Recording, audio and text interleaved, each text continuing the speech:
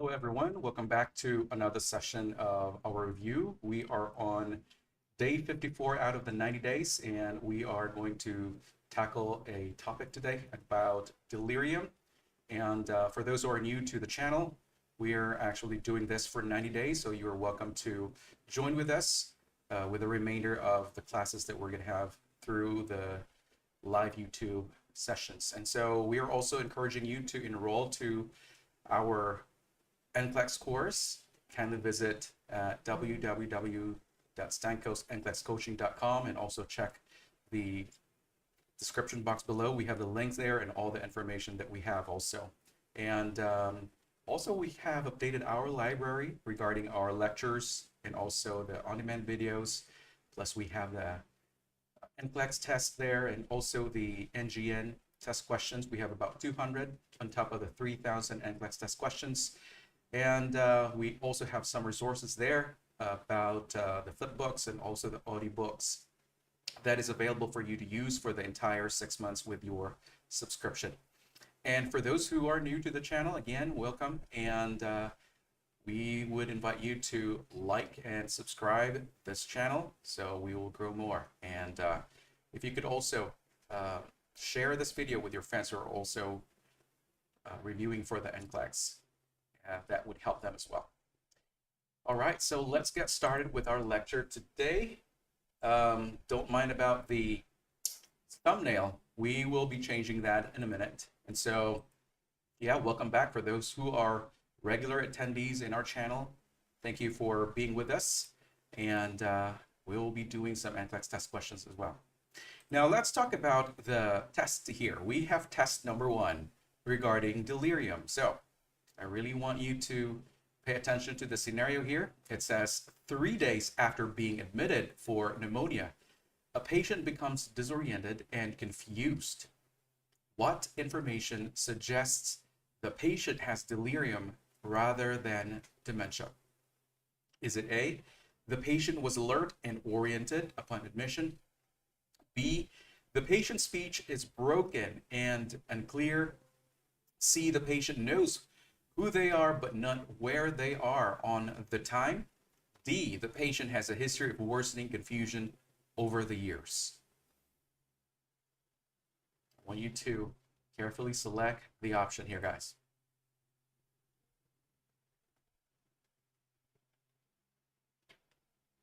Is everyone okay? Or can you hear my audio right now? Just want to check, guys.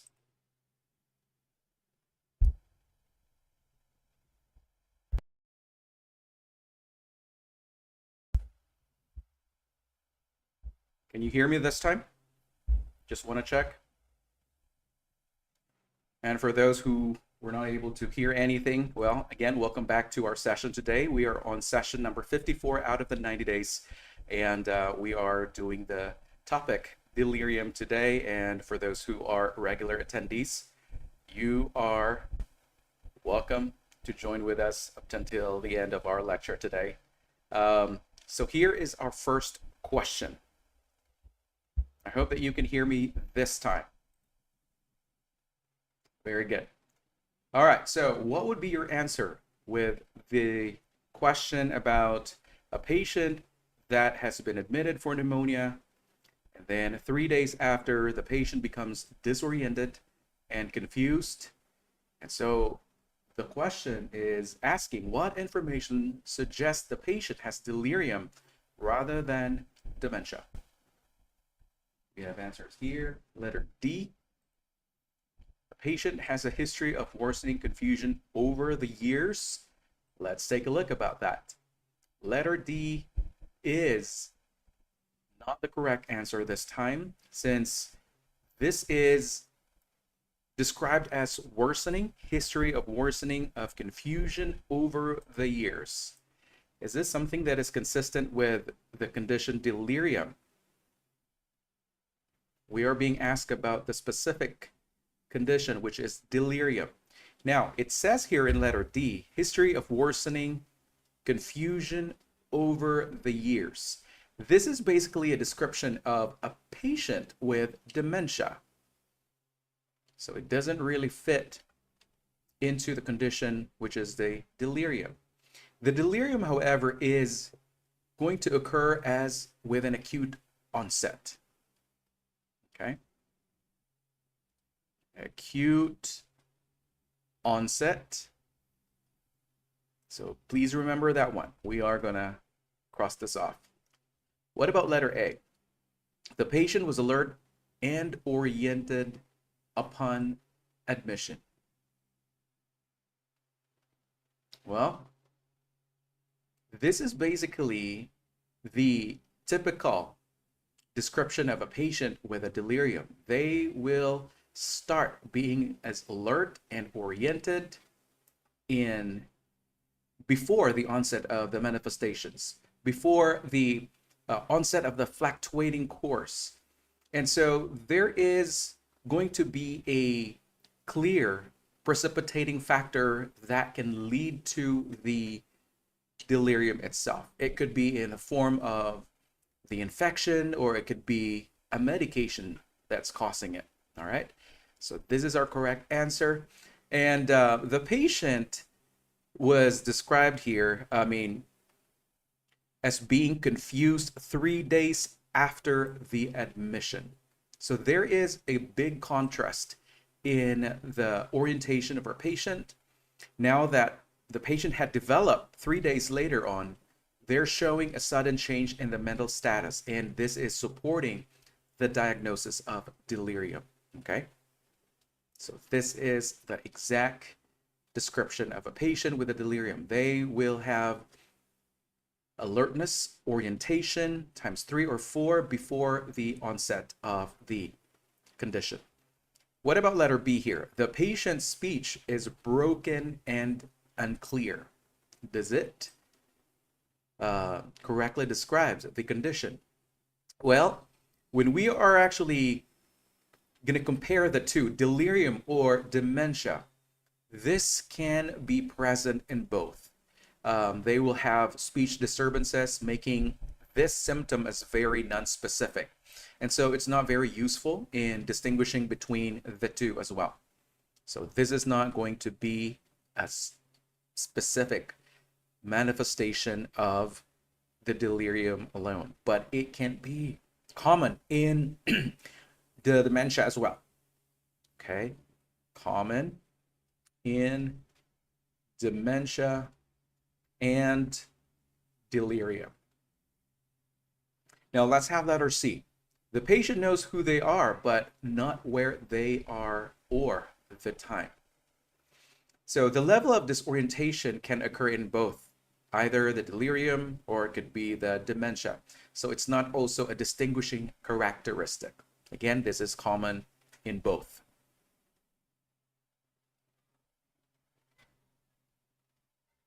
All right. Again, this is letter D right here. It said worsening confusion over the years. This is not the description of our delirium. This will fit more into a condition called dementia. So we have our answer here, which is letter A.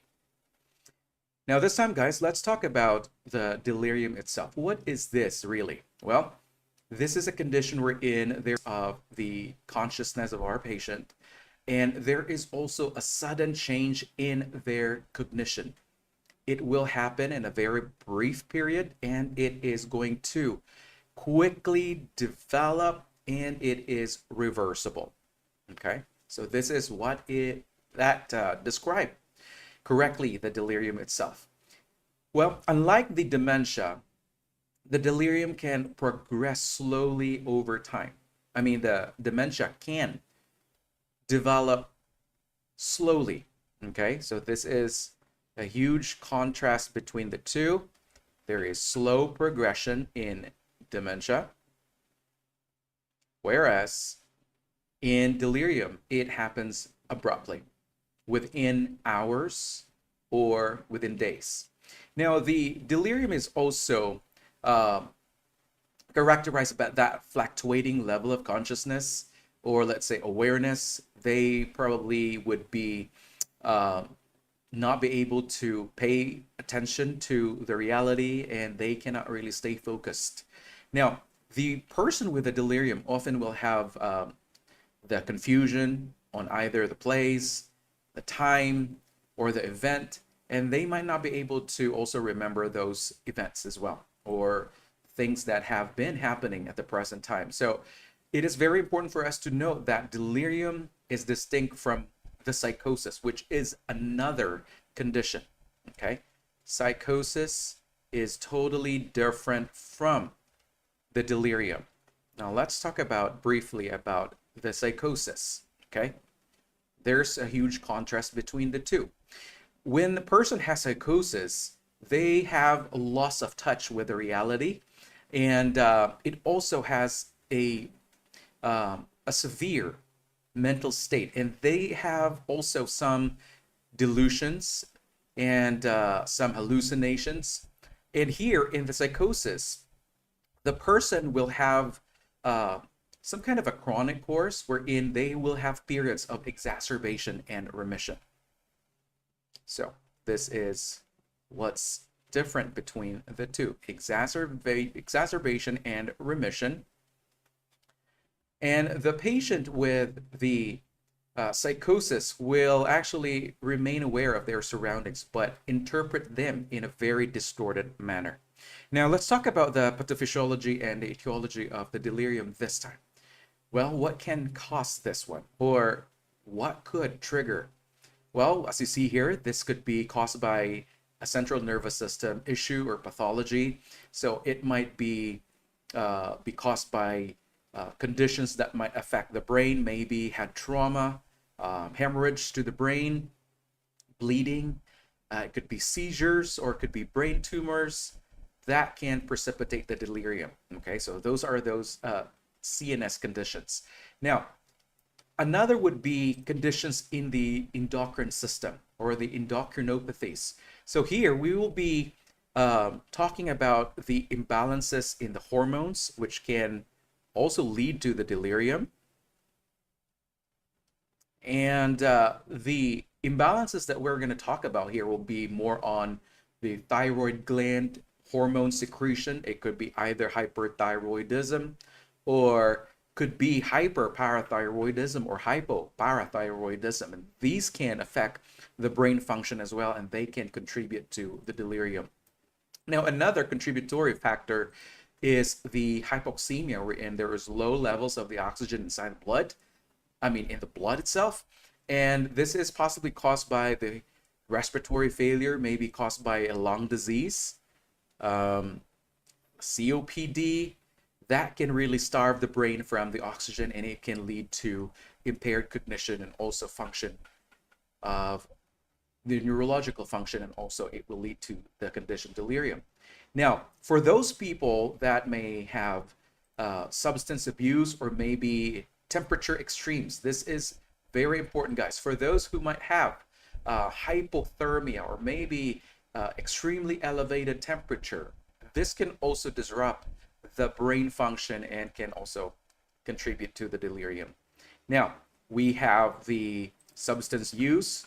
It could be withdrawal from the alcohol or maybe benzodiazepines. This can also lead to the delirium. Withdrawal from alcohol. And we have that term, the alcohol or delirium tremens. Remember that? Delirium tremens, and it can occur within 6 to 10 hours after their last drink, and it will be much more severe about 24 hours later or 48 hours after their last drink. Or it could be a person that may have abruptly stopped taking their benzodiazepines, and they will have the delirium as well. And it can really alter the brain chemistry and also the brain function. That's why they're going to end up with this condition. Now, let's talk about exposure to certain metals, maybe toxins, drugs. Well, this could be exposure to lead, or maybe pesticides or carbon monoxide, or maybe medications, anticholinergic drugs, sedatives can also lead to the delirium. Medications like the anticholinergics. What else? Carbon monoxide. We also have pesticide here, or lead. These are substances that are known to cause delirium as well. Now let's talk about another contributory factors. Here are the metabolic imbalances. We're talking about the diabetic ketoacidosis, DKA. This can lead to that, delirium, or maybe hypoglycemia. They will also end up with the delirium, maybe acid-base imbalances, metabolic acidosis. That's another one. And again, all these conditions, these are not just the overall conditions that we can actually think of. There's so many that are related about the metabolic problems. And overall here, this is really gonna affect the brain function, especially with the imbalances in the glucose, with the acidity of the blood or the pH, and also if there is the metabolic acidosis. This is predominantly one of the common contributory factor in the delirium as well. Now let's talk about liver issues. This is very common, guys, especially for those people who have liver failure or severe liver disease, end-stage liver problem. This can lead to the development of the toxins in the bloodstream, ammonia level, that's part of it. And this can alter the brain function, leading to the delirium as well. Then another, we have the nutritional deficiencies, and specifically thiamine deficiency. That is the vitamin B1. Okay. Vitamin B1 deficiency. This is seen in patients with alcoholism, especially chronic alcoholism. They will become malnourished. They will end up with the neurological disturbances. Okay, remember about that Wernicke's, Korsakoff's? Yeah, that's what we're talking about. Now, another contributory factor will be post-operative states, wherein the person will end up with a delirium right after the surgery, and mostly occurring in older adults, or maybe those people who have underlying health conditions due to the stress of the surgery, or it could be the result to the anesthesia or pain medications, or maybe change in their routine, and also a change in their environment that they're not familiar really. And aside from the post-surgery, we also have psychosocial stressors or factors. Maybe events like relocating to a new environment, maybe a new nursing home, maybe a new assisted living. These are really going to cause a change in their orientation, okay? Because of maybe a lack, or maybe, deficiency in sensory or stimuli, or maybe excessive stimulation. This can also cause sensory overload if they are going to be placed into an environment that is very noisy, or maybe it's too crowded for them. This can also lead to the delirium. And for example, we have patients, especially in the older population, if they are going to be admitted to the intensive care, they have a higher risk to develop the delirium because of the overload in their sensorium. Okay. Now, sleep deprivation is another factor here, especially, or maybe prolonged immobilization. This can also lead to that. And again, a lot of stresses can contribute to this patient's development of the delirium. Now let's talk about number 2 test question here. Let me take a peek. Welcome everyone. For those who just came into the classroom, welcome. All right, let's move along. We have our second question. When conducting a mental status exam on a patient with delirium, what should the nurse do? Is it A, wait until the patient has had enough rest?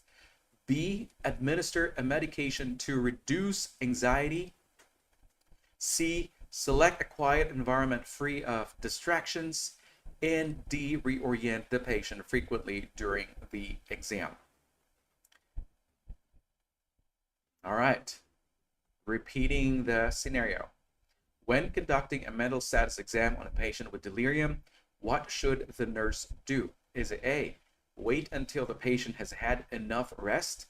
B, administer a medication to reduce anxiety? C, select a quiet environment free of distractions? And D, reorient the patient frequently during the exam.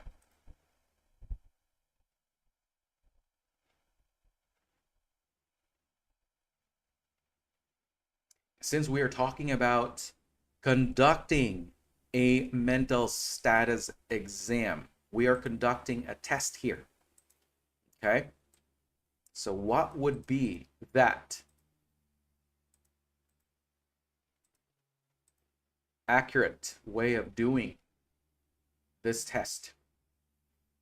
Are you going to wait until the patient has had enough rest, or are you going to give them a medication to reduce their anxiety, or are you going to select a quiet environment free of distractions, or are you going to reorient the patient frequently during the exam? Let's start eliminating here. Let me have letter A first. When we select letter A, wait until the patient has had enough rest, that is incorrect. Marking this one right now. What we should do instead is to assess the patient right away. When we notice a change in their condition, we should do this promptly in order to prevent further complications, because this is going to happen so fast.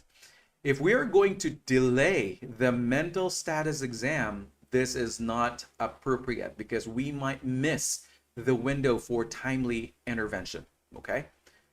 This is causing delay. So we should eliminate letter A. Again, we should do the mental status exam promptly to prevent complications. Prompt mental status exam. And the reason for that is to appropriately assess the patient in a timely manner, because we might miss that window when they are actually manifesting those signs and symptoms. And another reason that we need to do this promptly is to prevent complications. So there is no need for us to delay or postpone up until the patient had enough rest. Okay. Now let's have letter B. Administer a medication to reduce anxiety. Is this ideal? Do we have to give them anti-anxiety medications?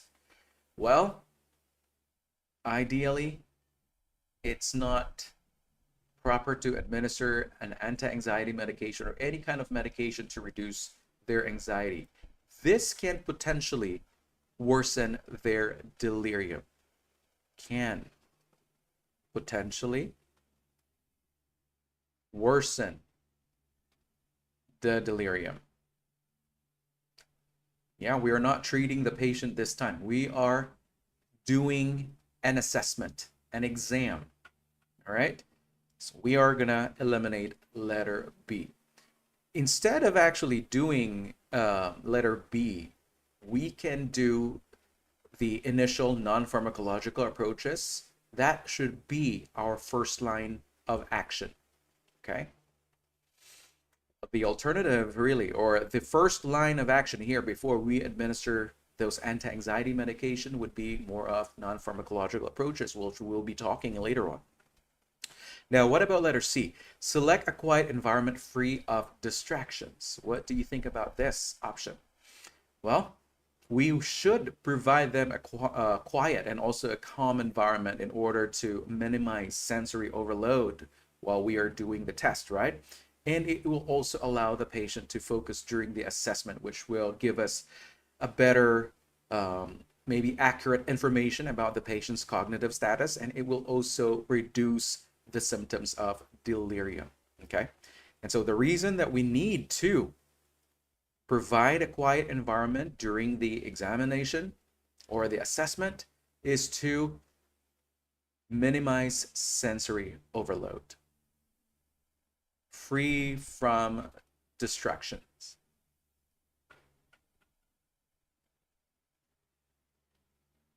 It will yield much more accurate information about their cognitive status. All right. So this is the correct answer. What about letter D? Reorient the patient frequently during the exam. We know that reorientation is important, but the focus here when you are doing the mental status exam is to accurately assess the patient's cognitive function. So we are not going to coach the patient about the correct time, the date, the events. No, we are not doing that when we are performing the mental status exam. Okay, we have to instead focus on their actual responses. Okay, we're not going to give them any clues, not even on the time and events. All right, so our focus here is to check the patient's current status. No coaching about the time and events. Does not involve reorientation. Okay, that's not part of the testing. Okay, we are going to have to ask them instead if they know what exactly the day or time or where they are at or the events. We're not going to coach them about the exact time, date, events, and to themselves as well. So the goal of this test question basically is for you to provide an optimal environment, especially when you're performing the mental status exam. Make sure that you recall this when you are being asked in the NCLEX about how to properly perform the mental status exam on a patient with delirium. Again, we want to make sure to minimize those distractions so we can accurately obtain the current cognitive function of our patient. All right. All right. We are not going to intervene this time. That could potentially exacerbate their condition. Now let's move on to other assessment findings in the patient with delirium. So what are those assessment findings that you should know about? These are must-knows. So one of the following here is the fluctuation in their level of awareness. So with a delirium, the patient will have fluctuation, and there's going to be alternation between periods of clarity. They will also have periods of confusion or drowsiness. Alternating periods. It's not just consistent confusion or consistent clarity or consistent drowsiness. It's all fluctuation about the level of awareness. Periods of confusion, alternating with clarity, and also drowsiness. So please take note about that. And the reason why they have this fluctuation, it's because this is caused by a transient disturbances in the brain function. It could be a result from electrolyte imbalances, could be infection, could be medication, or it could be other medical conditions affecting the brain, like the DKA, or maybe hyponatremia, hypernatremia, hyperparathyroidism, or hypoparathyroidism. So this is going to be varied according to their level of alertness and also their orientation.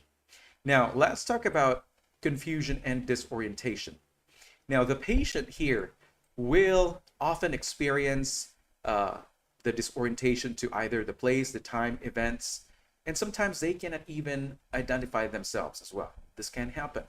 And the reason for this is because of the brain's ability to process and interpret information is impaired because of the underlying causes, like the metabolic causes, like I've mentioned earlier, hypoxemia, electrolyte imbalances, could be infections, or maybe the effects of the drug. So they're going to be disoriented. Now let's talk about the perceptual disturbances.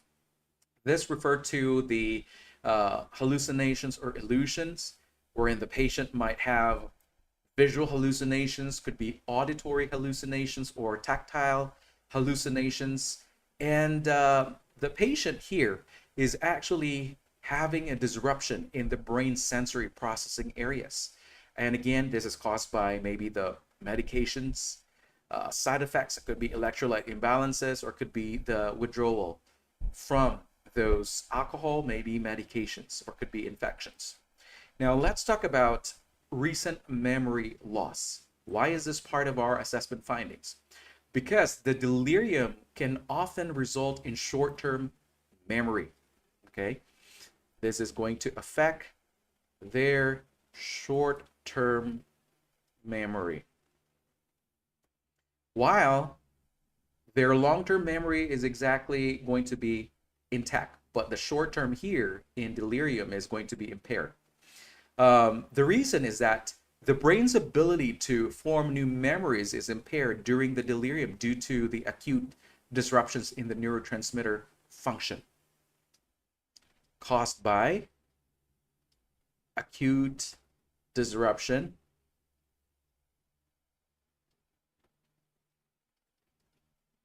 of neurotransmitter function,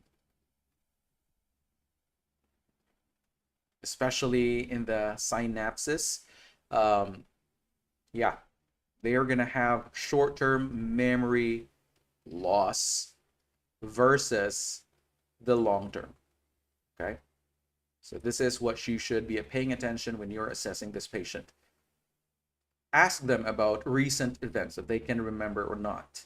Okay, now another manifestation here will be changes in their sleep wake patterns. So what does that mean? The patient here will have disruptions in their sleep patterns, and it could be fragmented. Maybe they are going to end up with excessive daytime sleepiness, or could be insomnia. So insomnia is going to be one of those. On top of the fragmented sleep,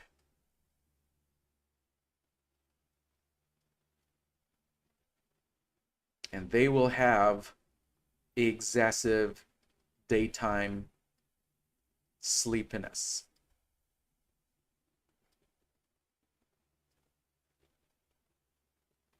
All right. Now, what is the reason why they're going to end up with a sleep-wake pattern disturbance? Well, this is going to affect their normal circadian rhythms and also the sleep architecture. And so those factors could be the hospitalization alone, the stress of being in the hospital in an unfamiliar environment, maybe new medications, or it could be an underlying medical conditions that are actually contributing to the sleep-wake pattern impairment. Now let's talk about EEG abnormalities. So if this is one of the diagnostic tests ordered by the medical provider, this will often show much more of generalized slowing of the brain waves in the delirious patients. And the reason for that is because of the diffuse brain dysfunction. And this could be caused by metabolic disturbances, maybe infections, or again, the effects of the drugs affecting the brain function. Now let's talk about the onset. This is going to occur within a week's time. And again, it will affect abruptly. And this can also occur within hours or even just a few days. This patient will get so disoriented immediately. And again, this is triggered by acute changes in the patient's medical condition, the unfamiliarity of the environment. Again, caused by infection, surgery, new meds, and other stressors. Now take note, guys, that the delirium itself is reversible. If we are going to treat the underlying condition, if it's an infection, or it could be metabolic acidosis, or it could be hypoglycemia, hyperglycemia, if we are treating the underlying cause, then the patient will have resolve in their manifestations. Okay. Now, unlike in the dementia, which is pretty much like a chronic condition, right? There is going to be more of like permanent cognitive disturbances compared to the delirium, which can be reversible. Now, let's talk about the assessment. What is this CAM? This is the assessment tool that you should be using, especially if you're suspecting the patient is going into delirium. This is what we call as the confusion assessment method, or the CAM. So this is a validated tool that we are actually using in the current practice to quickly assess the patient and also to accurately diagnose, especially for the medical providers who are dealing with the delirium in these patients. So let's talk about the components in the CAM. What are those? Well, we are going to check the patient's acute onset or the fluctuating course. So what we're going to do here is to check if there is evidence of an acute change in their mental status or a fluctuation in their course of symptoms. And what we're going to do here is to review their medical records. We're going to have to talk with the family members, maybe their caregivers, and also observe the patient's behavior over this time when we are doing this testing.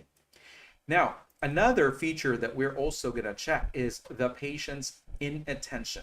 So we will be conducting this standardized assessment, and we are going to ask the patient, we will give the patient a series of tasks, and we will ask them some questions to questions to perform, right? So for example, we might ask the patient to repeat a series of digits forwards or maybe backwards, or maybe you can do is to ask the patient to spell a word backwards. And when the patient has the delirium, they're going to have some difficulty in the task. They will not be able to spell the words, or they will not be able to repeat those series of digits or words. They will not have the attention. And this is basically the hallmark of the delirium, okay? Inattention. So please take note about this set of testing in the CAM. Now let's talk about the third one, which is disorganized thinking. What we're going to do here as nurses is to look for signs of disorganized thinking or their altered level of consciousness. So here we're going to detect if the patient may just be rambling, or maybe have some irrelevant speech, or maybe they cannot stay on topic during the conversation, and they will have confused responses to the questions. So here we're going to take note about rambling, also inability to stay in topic.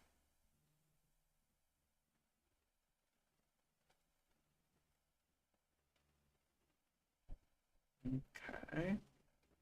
And also irrelevant speech.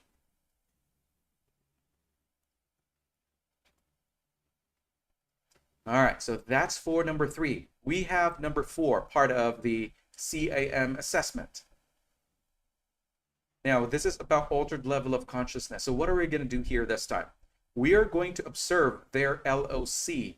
We're going to have to take note about their alertness. Could be drowsiness, agitation or hyperactivity,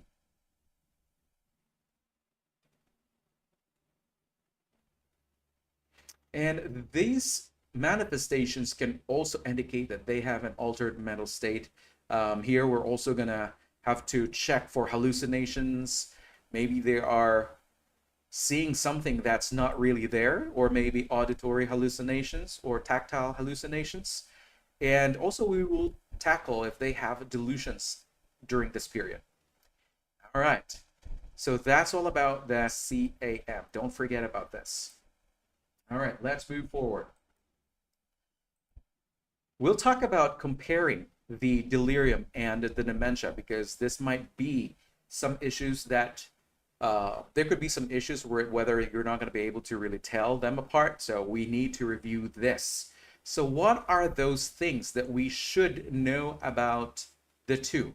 Okay, so we need to distinguish the differences between the delirium and the dementia. Now let's talk about the causes. What do you think can cause the delirium? Now remember about so many things. It could be caused by the infection, right? Maybe a urinary tract infection, could be pneumonia, or it could be sepsis. Like what we have in our scenario, the patient was admitted for pneumonia, I believe. And 3 days later on, he developed the delirium. Now, another contributory factor, especially in delirium, are the medications. It could be the sedatives, anticholinergic agents, or maybe psychoactive drugs. So those are known to cause delirium. Also pain medication, guys. Don't forget about that. The opioids, sedatives, or it could be anesthesia. That's why it's often occurring in the older adults, or it could be psychoactive medications. Now, another contributory is the post-operative delirium, especially after major surgeries when they're going to be waking up after the surgery, when they're in the recovery room, they will get so confused, especially in an unfamiliar environment. Now, for the delirium, alcoholism, especially withdrawal from the alcohol, like the delirium treatments. All right, don't forget about the time frame. About 6 to 10 hours after their last drink, the patient will start to have the withdrawal symptoms. Another would be the electrolyte imbalances. Could be the hyponatremia, hypernatremia. Confusion is a big deal in those electrolyte imbalances. Now, let's talk about certain medical conditions. There are many, and I will not be able to give everything here. I'm just going to give you the most common ones, like the liver, kidney failure, hypoxia, stroke. Those are the common medical conditions that can lead to the delirium. Now, let's talk about the onset. It is going to start right away. It is acute. It is abruptly occurring. It will happen within hours to days. Now, as far as the duration, we are going to describe this occurring in a very short term. It will be transient, or it can resolve once we are treating the patient's underlying cause, or once we have treated the patient, especially maybe DKA, or we are treating the patient's hypoglycemia, or if we are treating the patient's urinary tract infection. And so their confusion, their hyperactivity, combativeness will actually start to subside. Now let's talk about the level of consciousness in delirium. What do you think about the LOC? Well, when we have a patient with delirium, they will experience fluctuations in their level of consciousness. Like I've said earlier, this can range from being hypoactive, they may be lethargic, drowsy, or on the other hand, they can become hyperactive. There's going to be restlessness, agitation. So hypoactive versus hyperactive. Again, the word fluctuating. Now let's talk about the patient's mood in delirium. Well, there's going to be anxiety, irritability, fearfulness. Patient will have this severe anxiety. They will have this excessive fearfulness because of their disorienting experience. Now, hallucinations. What do you think about the patient with delirium? They will have either auditory, could be visual or tactile type of hallucinations. They will perceive things that are not present. So they might be saying, hey, I'm hearing some voices right now, or I'm seeing those weird objects right in front of me. Or let's say they're actually telling you that there's people, unfamiliar people, walking around them in the intensive care. So that's kind of odd, right? Now, for the memory, what do you think is seen in a patient with delirium? They will have the impaired short-term memory. Okay, like I've said earlier, the long-term memory is not affected with this condition. Now, as far as the communication, the patient here will have confabulation. So what does that mean? They will fabricate details to fill in memory gaps. So they're going to be like lying, but they're not really doing it intentionally. They are confabulating. They will also have the slurring of the speech. Okay, and again, this is caused by metabolic disturbances, or could be as a result to stroke or other medical conditions. Now let's compare this to the dementia.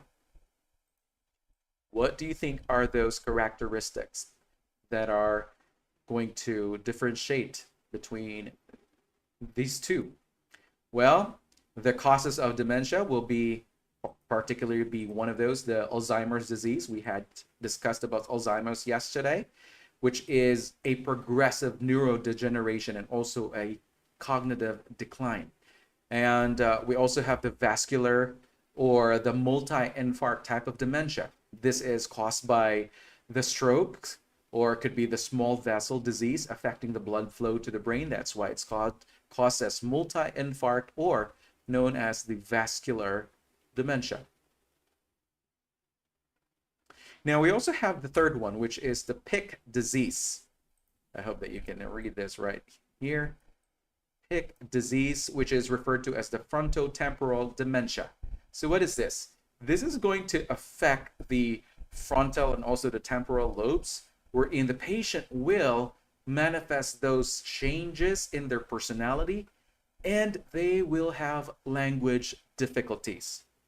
So take note about the frontal and temporal lobe changes. The effects, okay? So again, frontotemporal dementia, we are going to detect the personality changes.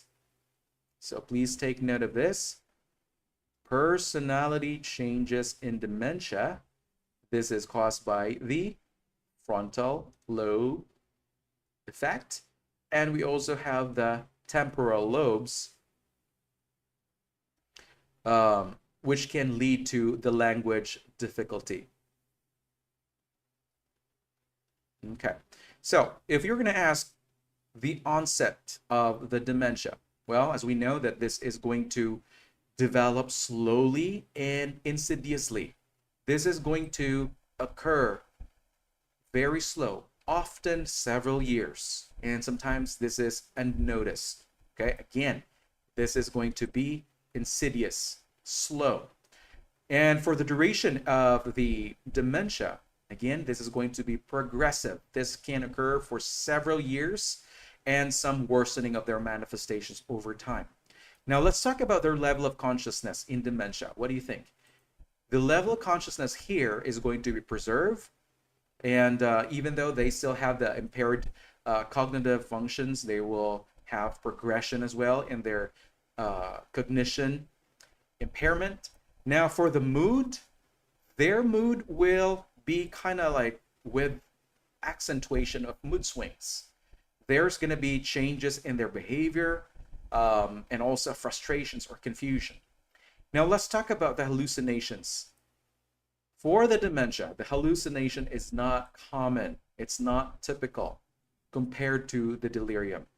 Now, talking about the memory here, as we have talked about the severe form and also the mild form of Alzheimer's yesterday, which is basically part of the dementia group, the patient with the dementia will have short-term memory deficit, and this is going to be followed by long-term memory deficit. Now, let's talk about the communication here in the dementia. The speech is normal during the early stages, so please take note of the speech. Again, this is normal during the early stage. However, in the later stage, they will be fabricating thoughts, or they will be telling non-true words or experiences. They will be confabulating, okay? They will be fabricating stories, and this is going to happen during the later stage. So again, guys, I really want you to pay attention between the differences here so that in your practice, you will note, you will be able to contrast or give, at least get to know more about this patient. You can identify really if this is caused by dementia or it could be caused by a delirium. All right, so I hope that you're understanding this one. Now let's talk about the diagnostic tests. What do you think are involved in detecting the patient for the delirium? And this is going to consist a lot of testing in order to rule out other conditions, and this is going to be the basics in identifying the delirium. So what are those? Well, we're going to expect those basic laboratory orders, maybe imaging study. And so we have here the CBC with a differential. So this is going to help the medical provider to assess the overall health of the patient. It can detect disorders, maybe infections with a white blood cell count elevating, or it could be low red blood cell. And it can also detect range of disorders, maybe other hematological conditions. Now let's talk about the chemistry. Included here are the BUN, creatinine, ammonia. Take note of these. Creatinine, which is going to be elevated in people with the acute renal failure or also chronic renal failure. And this can really aggravate the patient's delirium, okay? So if there is, let's say, a creatinine level of greater than 1.3, maybe 2, 5, that's way too high, right? Or maybe 8, the patient here will manifest the delirium. And also in a patient with high ammonia levels, especially in liver disease. Hepatic encephalopathy. Have you taken care of a patient with hepatic encephalopathy? Whenever they have severely high ammonia levels, yeah, it can cross the blood-brain barrier, causing the delirium as well. Now, talking about the ABGs, why is this included? ABGs, the arterial blood gases. Remember, guys, that one of the contributory factors in the delirium is the hypoxemia. And this is going to be associated with those chronic conditions like the COPD. And if the patient is severely hypoxic, it can also lead to the delirium. So we definitely need to check the patient's values, especially for the partial pressure of the carbon dioxide. Yeah. And also their level of the oxygen saturation and the pH as well, and their bicarb level. Now, this is going to rule out those respiratory or could be metabolic disturbances as well. Now let's have the chest X-ray. This is going to help out in the diagnosis. It will detect those respiratory or cardiovascular abnormalities, maybe pneumonia, heart failure, lung disease.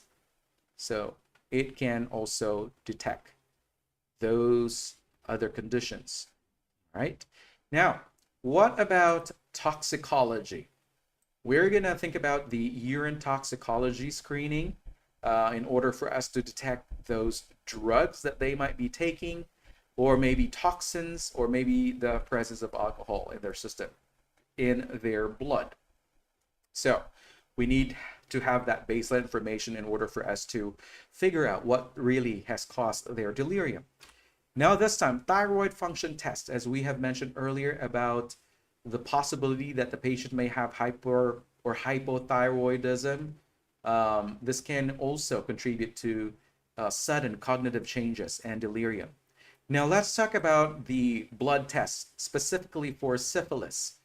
This is going to be seen, especially in this patient infected with a disorder or the disease. This can lead to what we call as neurosyphilis. Neurosyphilis. Okay, neurosyphilis. This is going to affect their brain and also lead to the delirium. Now let's talk about another set of tests that might be ordered on top of the basic labs and imaging. What are these? Well, the medical provider might also add the CAT scan. This will give us detailed information about the brain, maybe detection of the structural abnormalities, maybe tumors, or could be hemorrhages or strokes, structural changes, bleeding, or could be infarction. Same thing with the MRI. This is also a helpful imaging study that can be useful for detecting those more subtle changes that are not visible to the CAT scan. So for those people who might have small strokes, or if they have a demyelinating disease,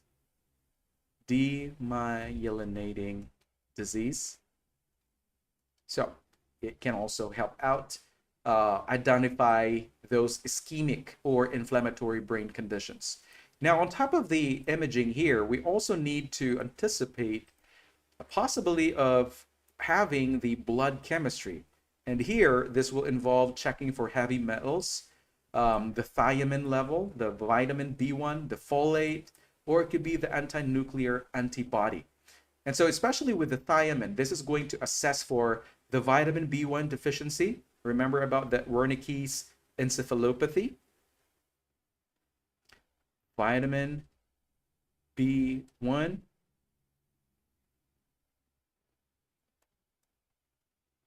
And this is common in the chronic alcoholic person because of the malnutrition. All right. And also with the folate, this can assess for the deficiency in vitamin B9 that can also impair their cognitive function. And we also have the anti-nuclear antibody, which will detect for any autoimmune conditions. So let me mark this one. Anti-nuclear antibodies, or the ANA. This will detect for any autoimmune disorders that might be contributing to the delirium.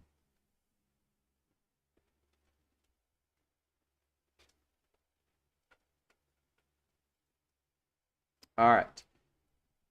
Let's have lumbar puncture, which is another diagnostic test that might be ordered. This is going to analyze the CSF to check for possible infection, maybe hemorrhage or any inflammatory conditions. And it is going to rule out meningitis, or could help out in ruling out the encephalitis, the infections in the brain, or it could be other infections. Now, let's talk about the PET scan. This is going to give us much more detail. It will give us information about the function of the brain, showing those areas with metabolic activity. And it will really be helpful in identifying other neurodegenerative type of disorders. Now, guys, let us also talk about the mental status exam. And we have already talked about the CAM or the CAM. So recall about how it's supposed to be done. Make sure that this is conducted in a quiet environment so we can capture those patient assessments. Now, let's talk about the treatment of the patient with the delirium. How are we going to deal with this patient? Well, this is going to resolve if we are going to treat the underlying cause. Okay, so as soon as they're going to be admitted in the ED, the treatment will follow through. Okay, so here the medical provider will primarily aim in identifying the cause of the delirium. It could be the infection, it could be the metabolic disturbances, or it could be electrolyte imbalances. So by the time when they reach to the nursing unit or the med surg or wherever they're gonna be at, then we will proceed with the remainder of the treatment. Okay. Now, the treatment of the delirium will also require pharmacological therapy. And so here we are going to administer those medication based on the costs. If it's an infection, they're going to treat them with the antibiotics, right? Or if the person had a alcohol withdrawal, then we are going to employ the use of the Ativan or let's say Haldol in treating this patient. So again, it will be varied according to the costs. Now, let's talk about more about the benzodiazepine here. So I mentioned earlier about the antibiotics for the treatment of infection. Benzodiazepines. This is going to be used in people with the alcohol withdrawal. Have you encountered dealing this patient with alcohol withdrawal in the acute care setting? They are going to be so busy, guys. So the benzodiazepine, especially we're going to have to treat them with lorazepam. It could be in a form of a pill or a tablet, lorazepam, or it could be in a form of IV, and this is going to be dependent on the patient's ability to swallow. If they're not going to be safe to do it, then they're going to be getting the IV route. Lorazepam. So the action of the lorazepam basically is to help reduce the withdrawal symptoms, and it will prevent seizures. Okay? Prevent seizures, especially with delirium treatments. Prevent seizures, also reduce symptoms of the withdrawal. Now, what else? Aside from the benzodiazepines, we will also be treating them with the neuroleptics. So what are these? The neuroleptics will include the risperidone, haloperidol. This will be helpful in managing the patient's severe anxiety and also hallucinations. Haldol, risperidone. Again, these are antipsychotic drugs that will help calm the patient and will also reduce their psychotic symptoms. And most often, this could be combined, either the neuroleptics together with the benzodiazepine in order to control severe agitation and also severe psychotic symptoms. All right.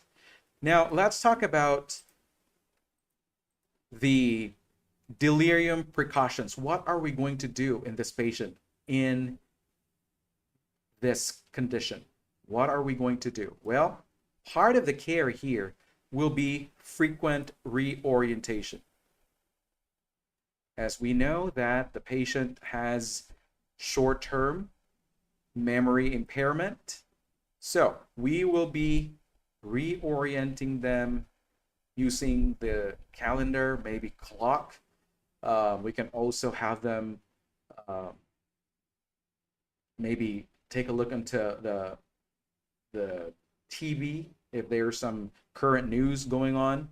That would also help them out to be more aware of the time, the place, and also the person. And this can reduce the confusion also and the anxiety. Now, another precaution that we should be employing will be allowing the family to be present if they can be around the patient or if they're allowed.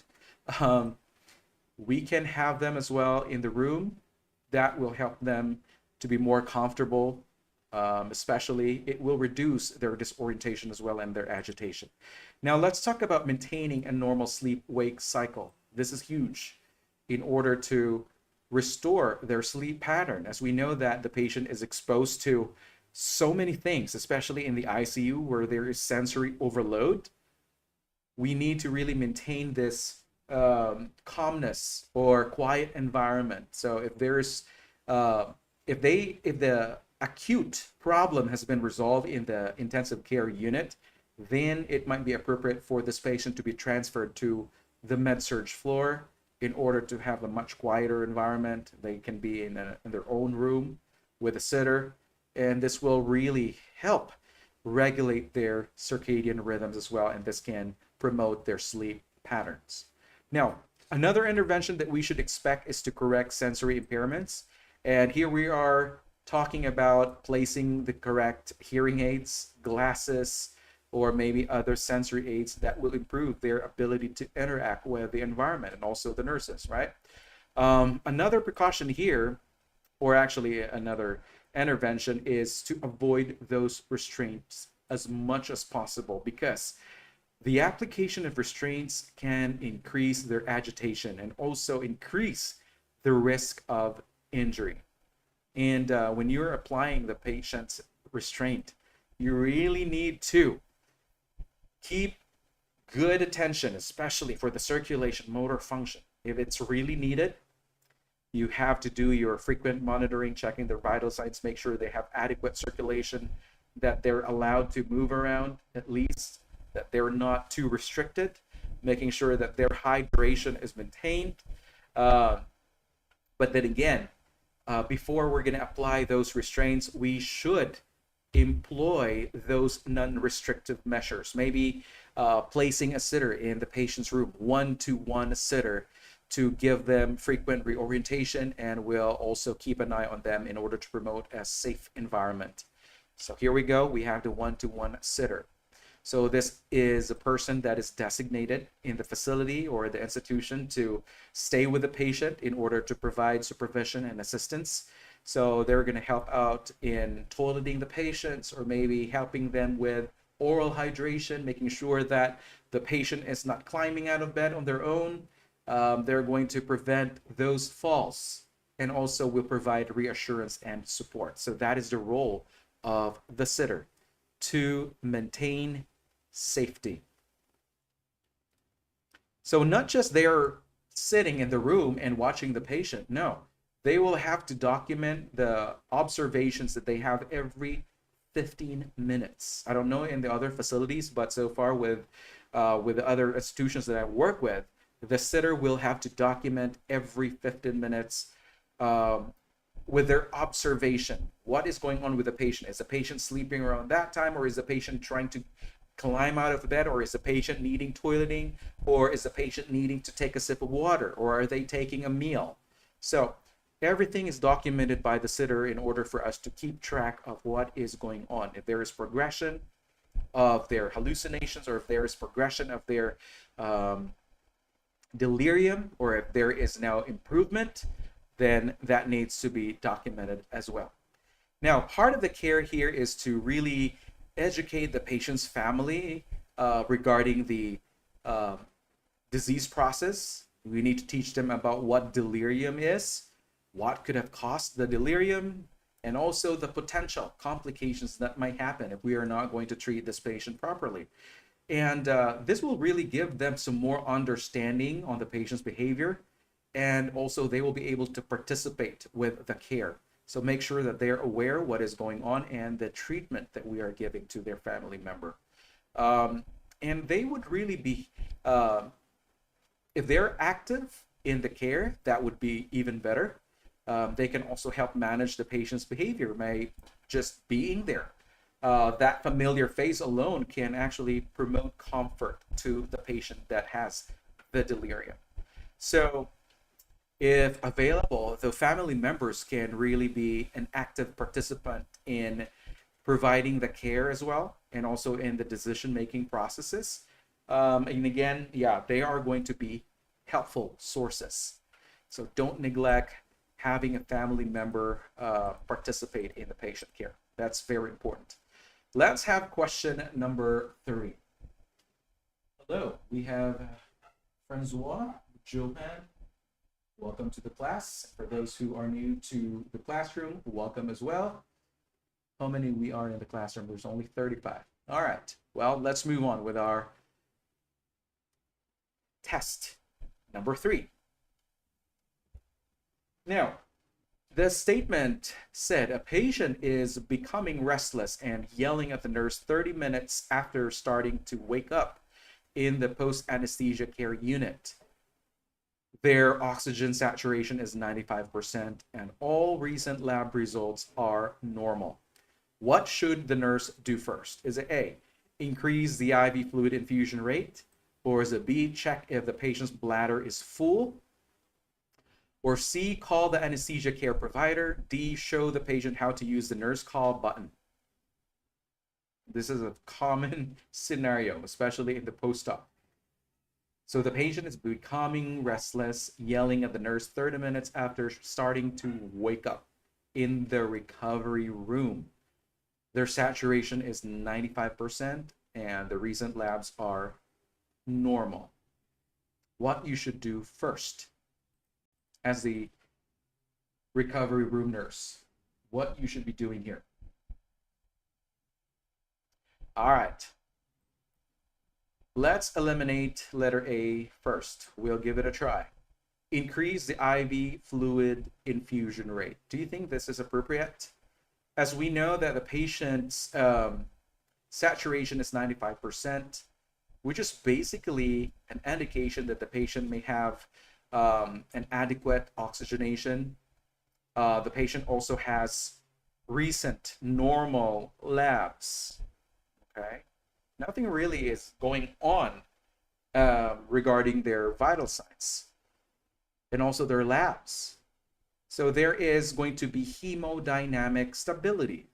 So would there be a need for us to increase the infusion rate if their hemodynamic status is stable? There's no need for us to increase, right? So it is not likely to address the patient's delirium or their agitation. And it might end up in fluid overload instead. So this is not going to be our intervention at this time. Might cause fluid overload. Again, there is no indication that our patient is hypovolemic. No indications or signs of hypovolemia. Again, the scenario is reflecting stable hemodynamics.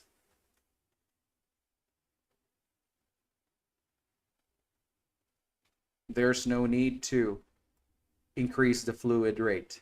Now let's have letter D. Show the patient how to use the call button. Yeah, showing how to use the call button is somewhat kind of dumb. Your patient is already in delirium, right? Even though that the orientation of the patient, especially in an environment, can be very helpful. If we are going to show them how to use the call light button, this is going to be ineffective because the patient is possibly still under the effects of anesthesia. Patient is in the recovery room. Maybe the patient is still having the effects of the anesthesia. So they have not yet fully recovered. They just started waking up 30 minutes after starting to wake up. So think about the effects of the anesthesia this time. This can lead to possibly the agitation and also the confusion. Now let's talk about the letter C, which is call the anesthesia care provider. Do you have to call the care provider about their increasing, what do you call this? Becoming restlessness or becoming restless or yelling? No. The patient is having an expected occurrence, especially if they are waking up from the anesthesia. This is what we call as emergence delirium. Okay?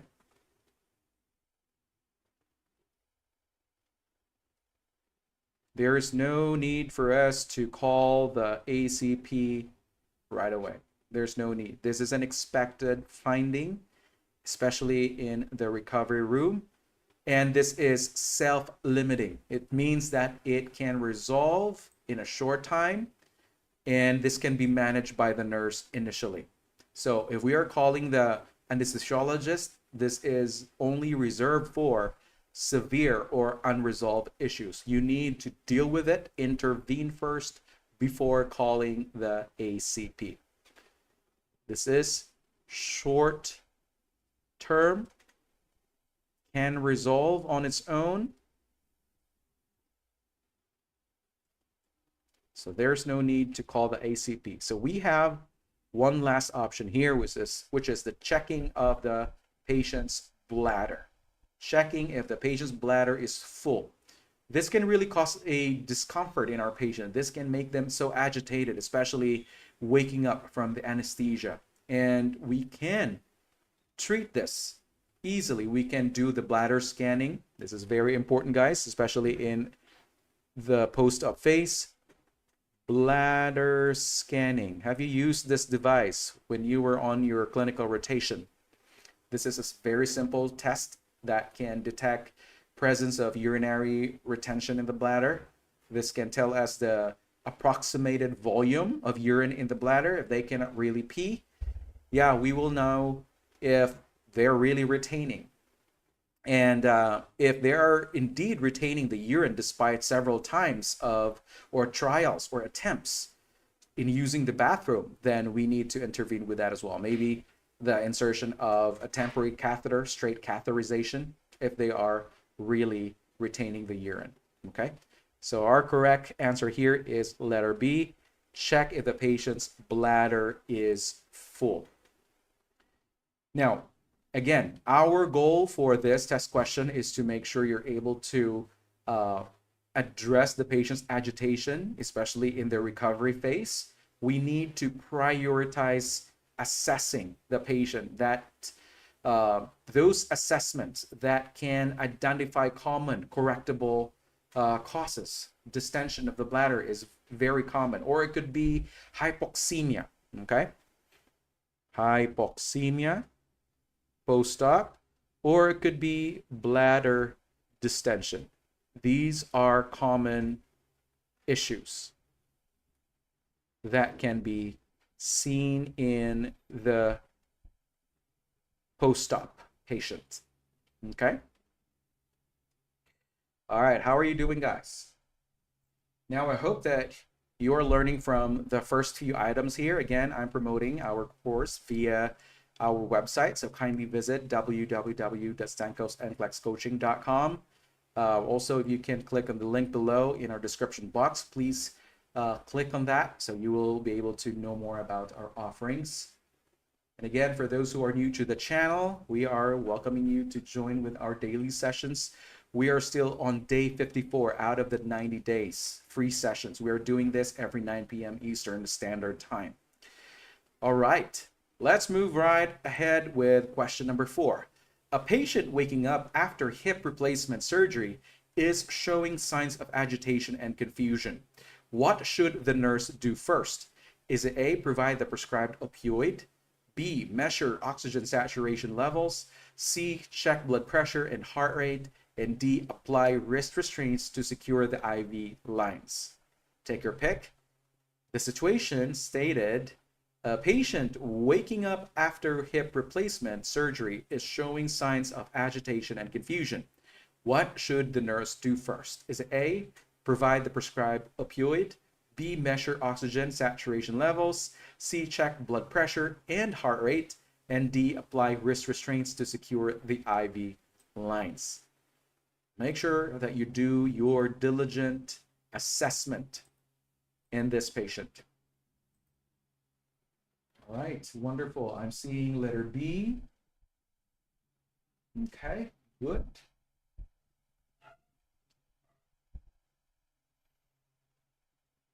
What do you think would be the initial assessment? Let's try to eliminate options here.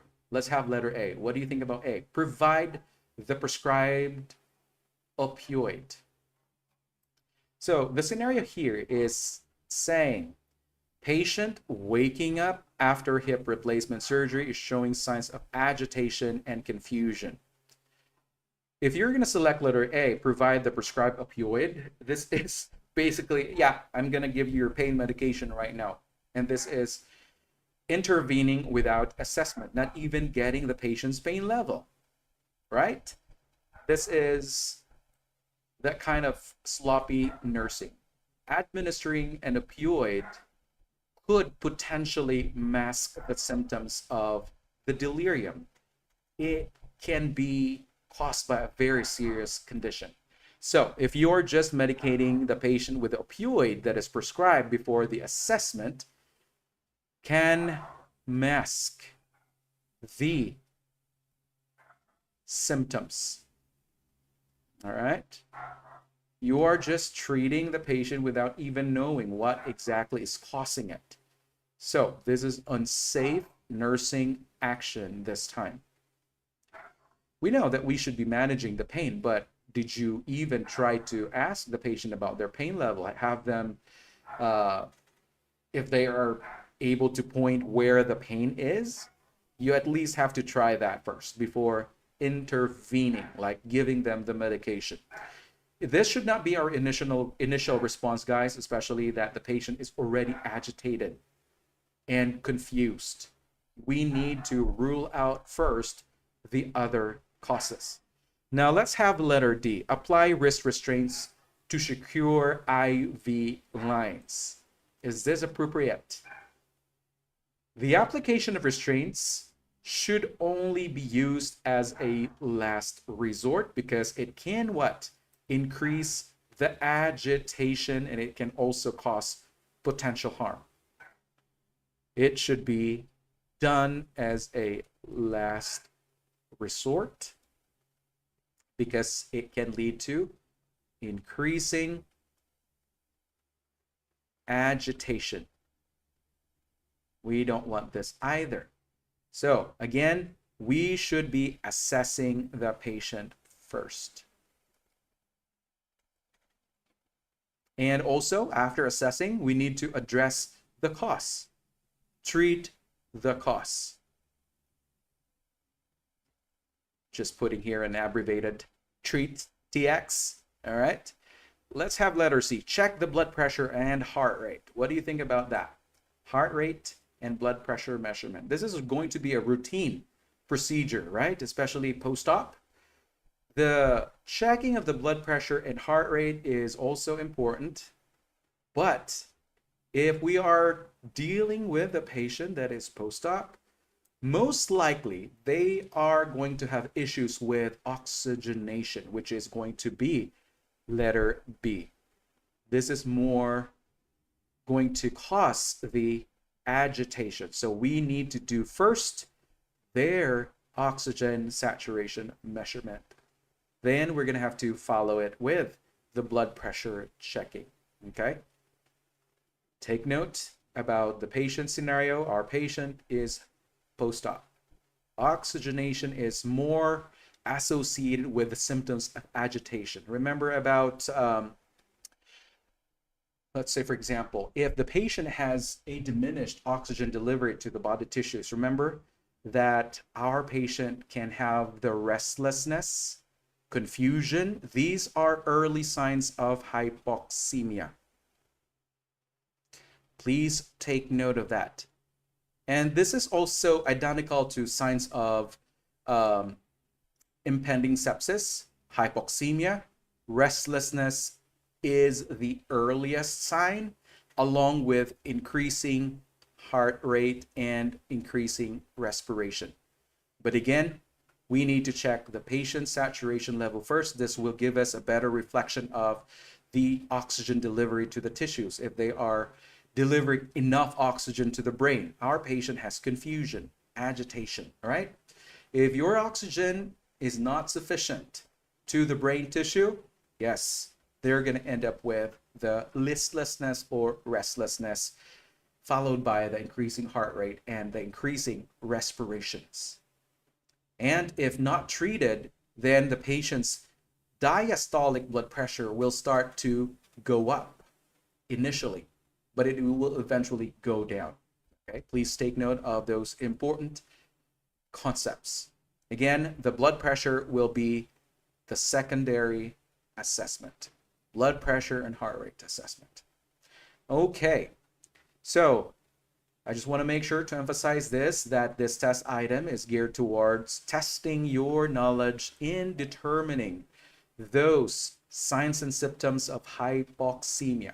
And the goal here really is for you to identify the need, especially for the ABCs, the airway, breathing, and the circulation. You need to prioritize interventions according to the ABCs. Again, the focus here is about the hypoxemia. We need to investigate this first thing. All right.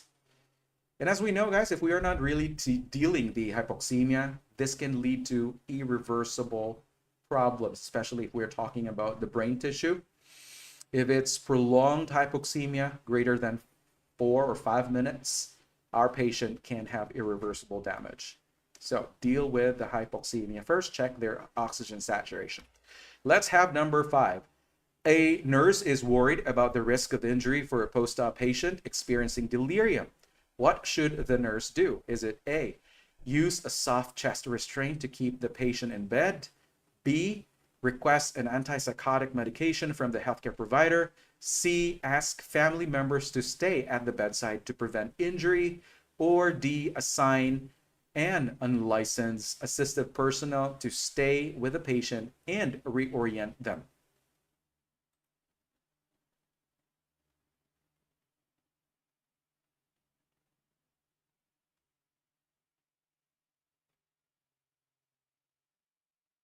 Boss babe, okay. I thought first as oxygen, but hip surgery very likely under the subarachnoid block. I understand your sentiment with your statement here, but then again, our prioritization will start with the ABCs, right? Do not contradict the sequence in checking our ABCs. You have to prioritize, especially the appearance of the manifestations, right? So you have to deal first, really, what is going on? Is the patient's oxygen level, is it enough? And regarding the hypoxemia, this is much more related to the appearance, let's say the restlessness, the confusion, the oxygenation to the brain. Okay, I know that the hypotension can also lead to, or bleeding can also lead to the listlessness, or let's say the confusion. But then again, our ABCs would be our safeguard, making sure that we adhere to that pattern so we can rule out what really is the main cause. And again, ABCs should be our priority here. Okay, I totally get your question here. Can be due to anesthesia that the client had received during the surgery. Of course, the medication. Anesthesia, that's part of the causative or the contributory factor. Or it could be the pain medication that they had received previously. We don't know. That's the unknown in the test question, right? So what is this? Did we answer this one already? So what is your answer here, guys? I'm seeing letter C, D. Okay. Let's have letter A. What is in letter A? Use a soft chest restraint to keep the patient in bed. What is that?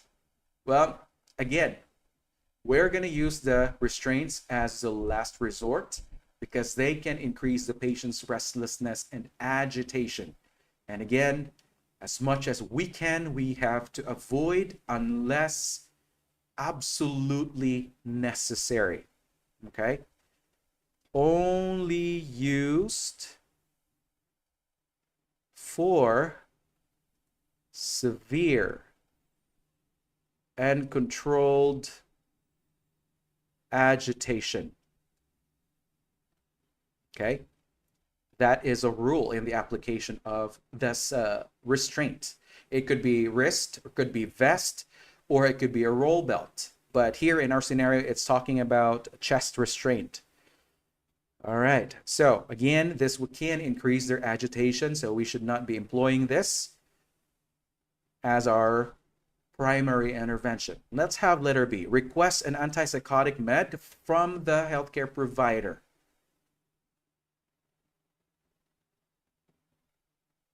Well, regarding the use of the antipsychotic drug, the Haldol or Risperidone, we are only going to do that if our non-pharmacological interventions are ineffective. As we know that the antipsychotic drugs also have potential side effects. And again, the antipsychotic medication is not the first line approach for managing the delirium, okay? So check first with your intervention, make sure that you do non-pharmacological interventions first.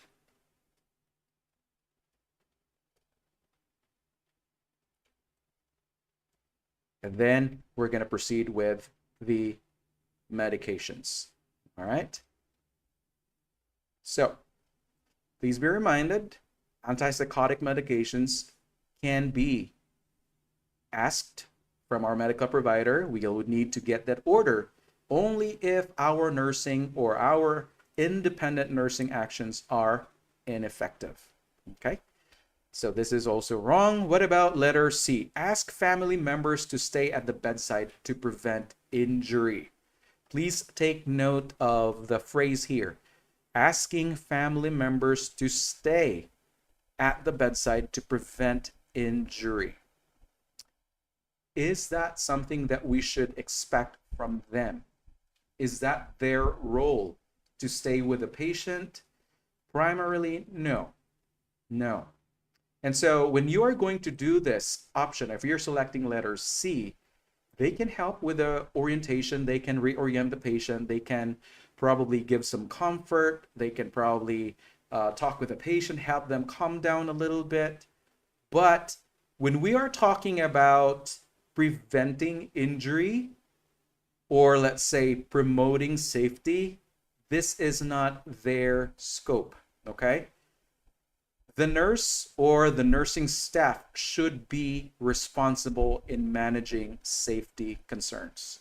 All right? It is not the family's responsibility to perform this prevention of injury. No, it's not their role, not the family's task.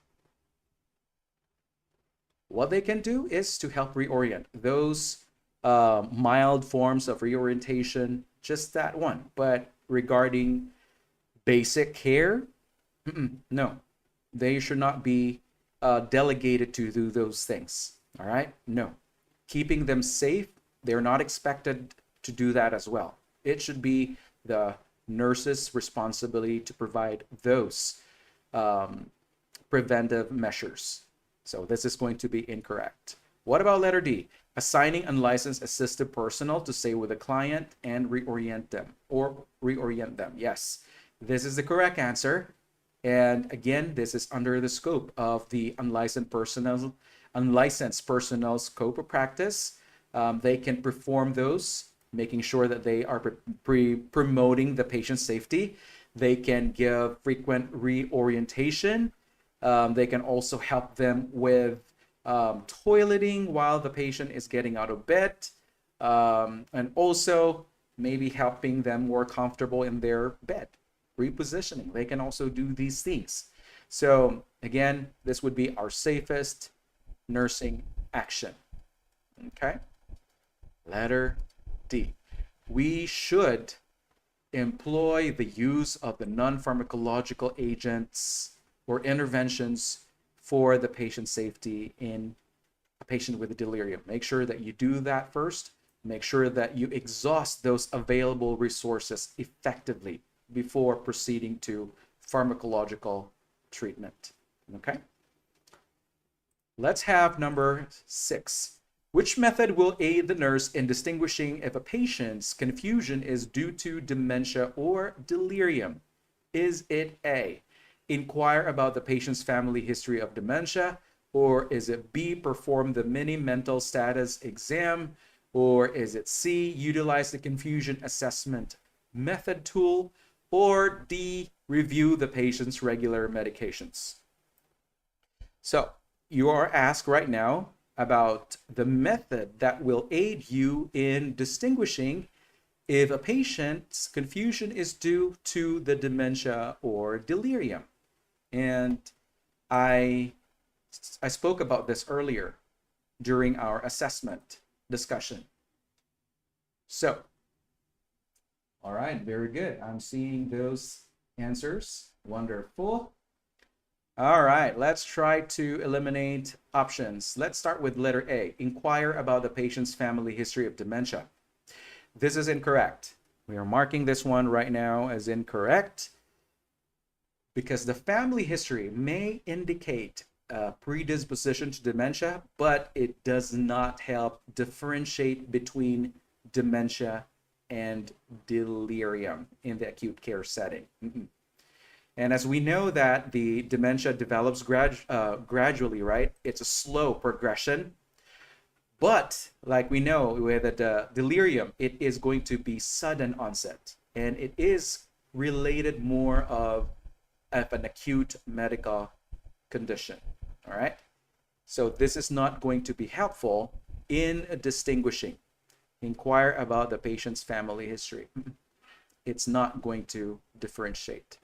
It will only assess if the patient has the family history, especially with a predisposition to dementia, but not about the delirium. Let's have letter B. Perform the mini mental status exam, the MMSE. This is applicable to a patient that has the onset of dementia or could be the Alzheimer's. It is going to assess the overall cognitive function. Assesses overall cognitive function. But it's not going to be able to distinguish between the delirium or dementia. It's not known to do that. So we don't have any other answers here, but letter C. Utilize the confusion assessment method tool. Remember about what I said earlier? It is going to specifically diagnose the delirium. Remember about the question that we are going to ask the patient? It will detect the onset, the fluctuation of the symptoms, the inattention, the disorganized thinking, and also the altered level of consciousness.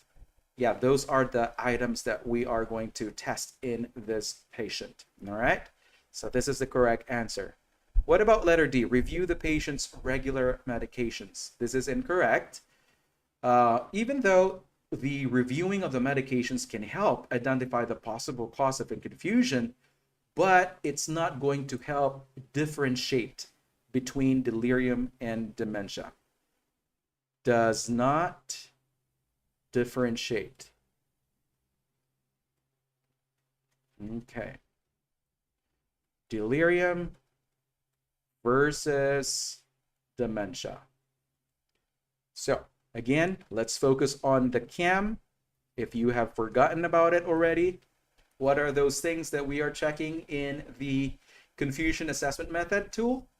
We are going to assess the fluctuation of symptoms.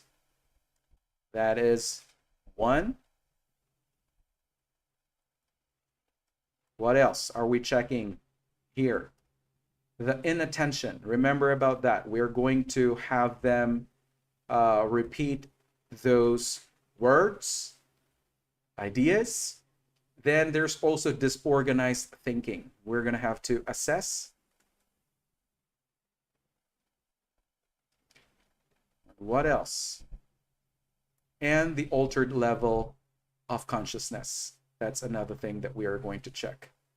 Altered LOC. Alrighty.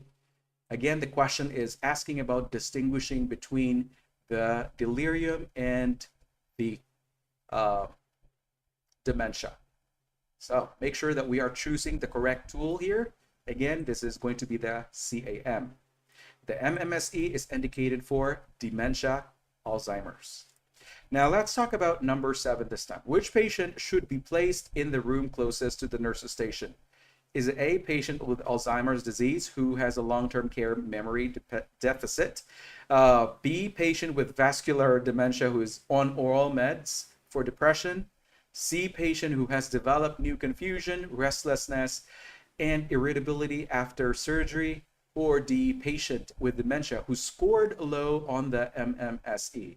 And I think we had already answered this yesterday, but for those who haven't, please feel free to put in your answers, guys.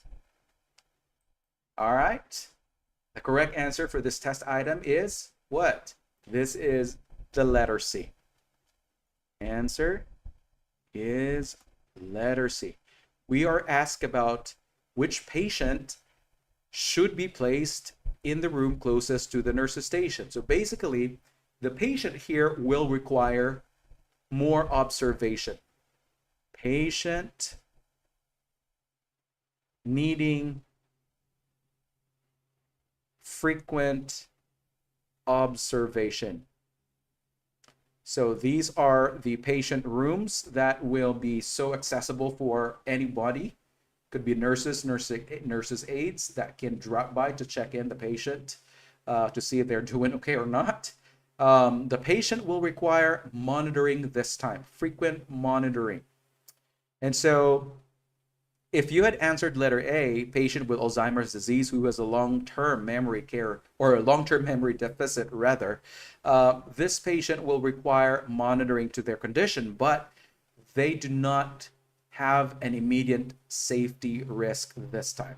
Okay, they do not have to be in the close proximity, especially of the nurse's station this time. Okay.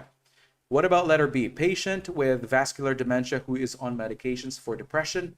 Well, if they are already on meds, what do you think about those patients or this patient? They are quite managed this time regarding their chronic issues. And so they are going to be considered as more stable and will not require close monitoring for sudden safety risk. So they are much more stable. They are being treated currently. All right. Now, what about letter D? Patient with dementia who scored low on the mini mental state examination. Remember about this yesterday in our Alzheimer's discussion?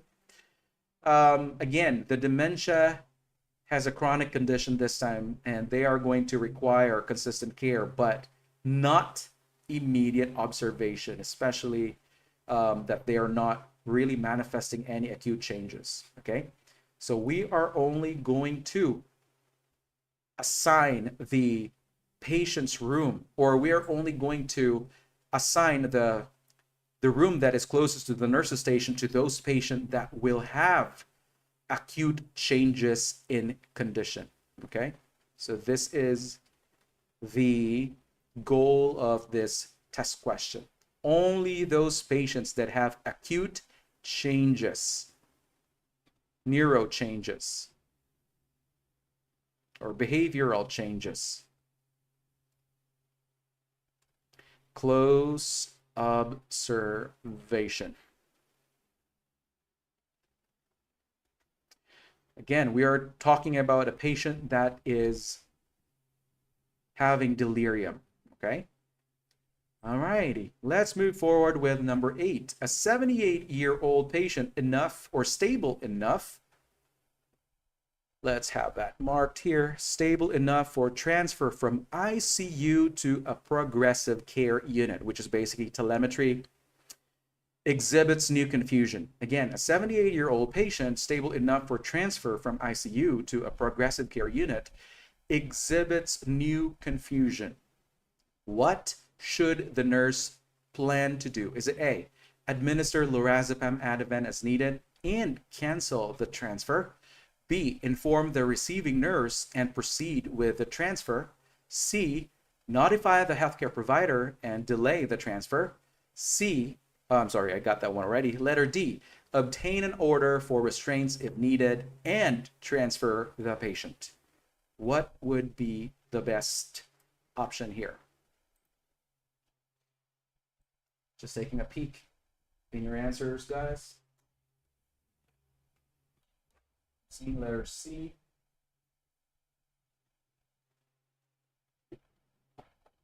All righty.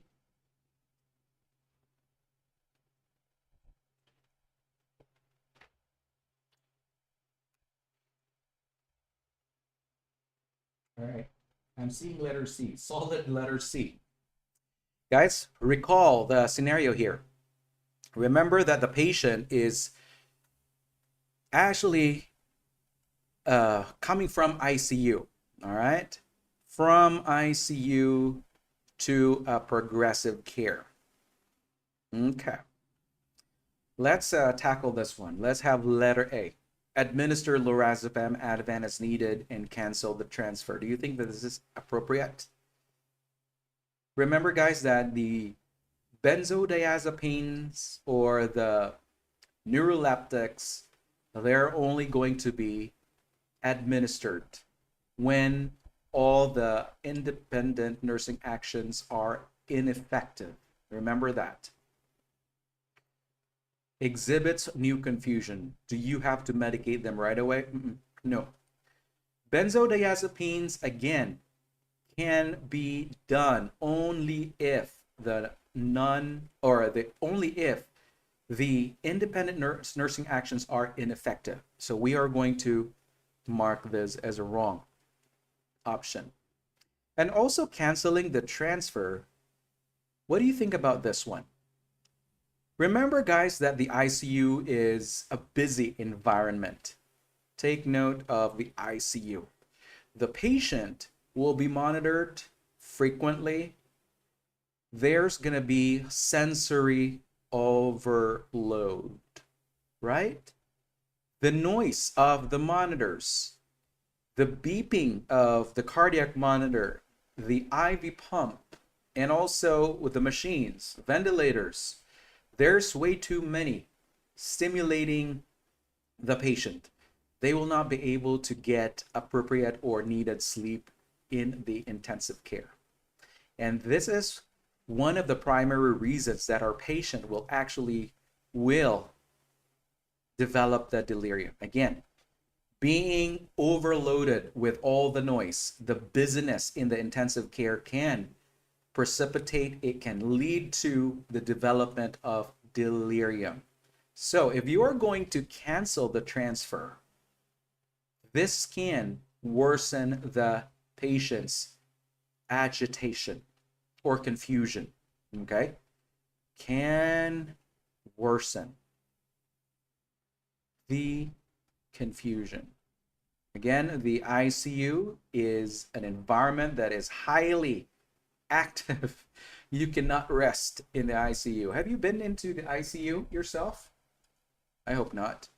But yeah, it is the busiest part of, one of the busiest really. There's the ED as well. But yeah, the sensory overload alone can really lead to the delirium. So administering Ativan already is incorrect. Again, it's only done only if the independent nursing actions are ineffective.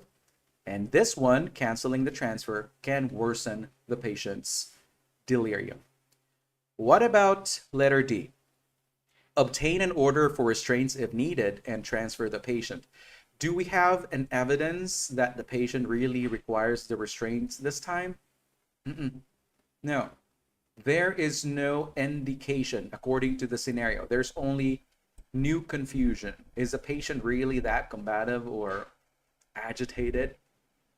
Or is there anything in the scenario that stated that the nurse had done everything for the patient? Independent nursing actions? There's none. This is going to be the last resort, and when the other nursing interventions have failed, this is going to be eliminated as well. Last resort. Let's have letter C. Notify the healthcare provider and delay the transfer. What did I say about delaying the transfer? The more that they're going to be kept in the ICU, the more it will cause the delirium to worsen, right? So what we need instead is to prompt the transfer to a more suitable care setting. This is going to be more beneficial to the patient. Delaying the transfer is not going to help. This is incorrect. All right? We can notify the provider later, but it's not going to be an urgent thing. We can still proceed with the transfer. There's no need for us to hold off transferring the patient. Again, because if they're going to be a delay in the transfer, if they're going to stay more in the ICU setting, if they are more stable, this is just going to worsen their agitation. So C is also incorrect. Now, if you had answered letter B, let me check if you answered letter B.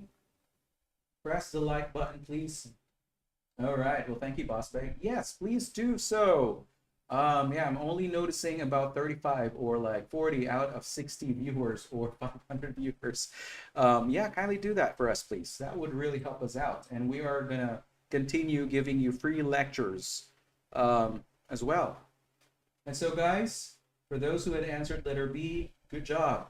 We are going to inform the receiving nurse and proceed with the transfer. Do not surprise them by just sending the patient without letting them know about the new onset of the confusion, right? They need to be notified as well. So make sure that this is included in the S-bar. Make sure that the receiving nurse is aware about the new onset confusion so they can also monitor this progression. Okay? So again, letter B is the correct answer. So again, ICU is highly packed with sensory overload.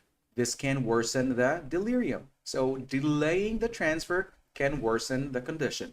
We need to place the patient in a much more quieter environment. I know the progressive care unit is not the quietest, but at least there is some diminishing of the noises and there's lesser sensory overload in the progressive care unit. All right, let's talk about number 9. A 65-year-old woman, typically well-groomed, appears disheveled and emotionally unstable on her 20th day of radiation therapy. She is also inappropriately responsive to questions. Her heart rate is 126 beats per minute. Respirations are 30 breaths per minute.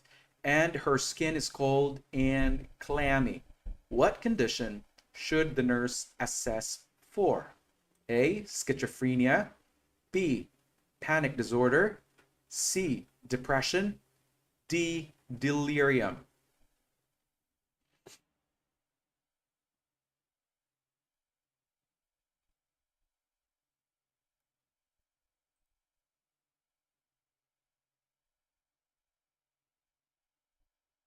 Alrighty. A patient, typically well-groomed, appears disheveled and emotionally unstable on her 20th day of radiation. Inappropriately responsive to question. Heart rate of 126, respirations of 30, skin is cold and clammy. So what do you think would be the condition that could be pointed out regarding the manifestations? So what do you think? Let's have letter A first, schizophrenia. And we know that this is a chronic mental disorder, right? Chronic mental disorder. And this is going to be characterized by the delusions, right? Hallucinations. Yeah. Hallucinations, delusions. They have also disorganized thoughts, and they will not have the patient's manifestation basically being described in the scenario doesn't align or do not align the symptoms of the confusion and also the tachycardia. The clammy skin, they do not align with the acute symptoms. All right. Our patient should be looked for the following: hallucinations, delusions. All right, but not really gonna fit into the description here. What about B, panic disorder? Is this going to be the correct one? We know that with a panic disorder, it is going to include or involve acute episodes of very intense anxiety, right? But it does not usually cause the level of confusion or physical symptoms like the cold, clammy skin. No, it's not going to appropriately fit in. So Again, this is going to be an intense episode of anxiety. Intense episode of anxiety. Alrighty.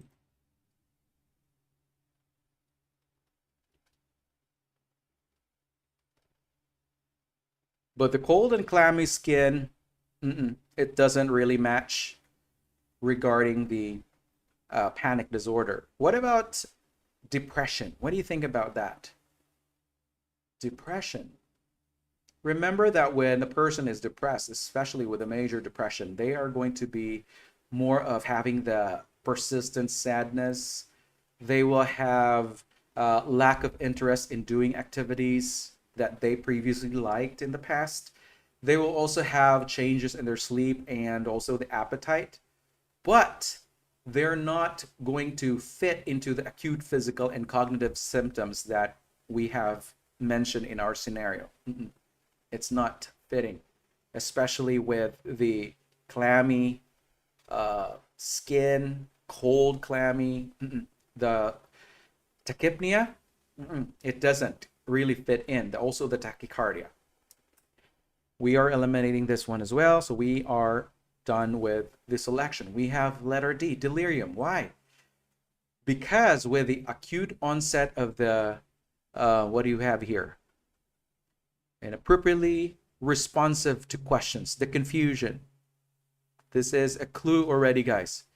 Inappropriately responsive to the questions. This is the clue to your delirium disorder. The emotional instability. Look into their manifestation, the tachypnea, the tachycardia, and also the clammy skin. Cold, clammy skin are the classic signs of the delirium. And again, this will require immediate assessment and also treatment. All right.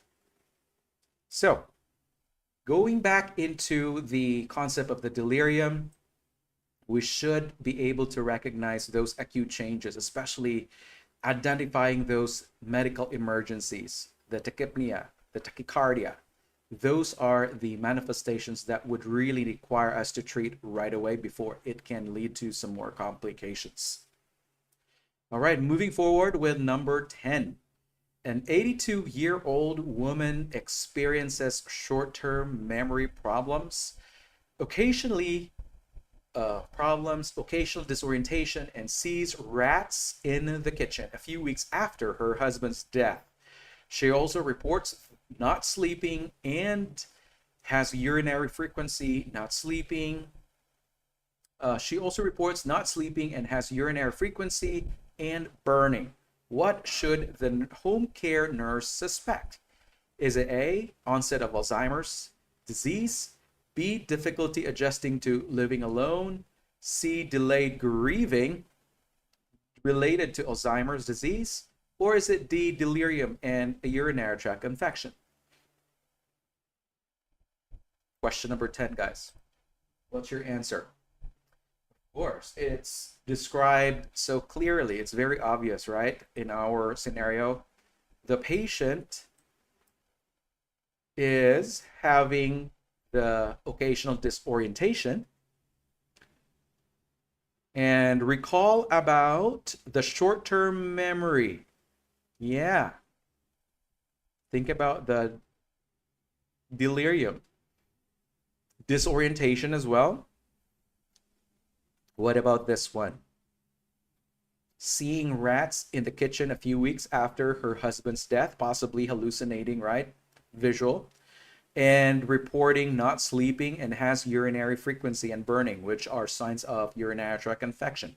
Of course, this is targeting letter D. Sorry about that. This is targeting letter D. Urinary tract infection. And of course, with the remainder of the description here, it's basically fitting into the delirium, right? The manifestations that are described in the scenario. All right. Again, when the patient has sudden onset of cognitive changes, Remember that this is delirium, sudden onset of neurocognitive changes. That really fits delirium, which is totally different from the dementia, which is going to be insidious. It's progressive, slow. Yeah, same thing with the Alzheimer's. It's not going to be a sudden onset for the Alzheimer's. And most likely, when a patient has the urinary tract infection, remember what I said earlier in our opening of our topic today, I mentioned about the infection, urinary tract infection, pneumonia. This can precipitate the delirium. Okay, these are common, especially in the elderly individuals. Yeah, I've taken care with so many older people, 80s, 90 years old, even 100 years old patients, centennial patients. They are so combative during their first day of admission, but once we get to treat them with the antibiotics because they had urinary tract infection, the following day or the following night when I'm taking care of them, they're already pleasant. Like, hey, this is a totally different person that I am taking care of today. Yeah, it's kind of funny because I've had trouble with these patients the first night, being combative, spitting out, cursing, and so many things. But by the time they're being treated with their infection, they're so nice. The angels in the sick room. All right, let's talk about letter A, onset of Alzheimer's disease. Remember about the Alzheimer's, this is not sudden. So you will eliminate letter A right away because the onset of Alzheimer's, it is gradual. This is a gradual occurrence. All right, gradual versus abrupt.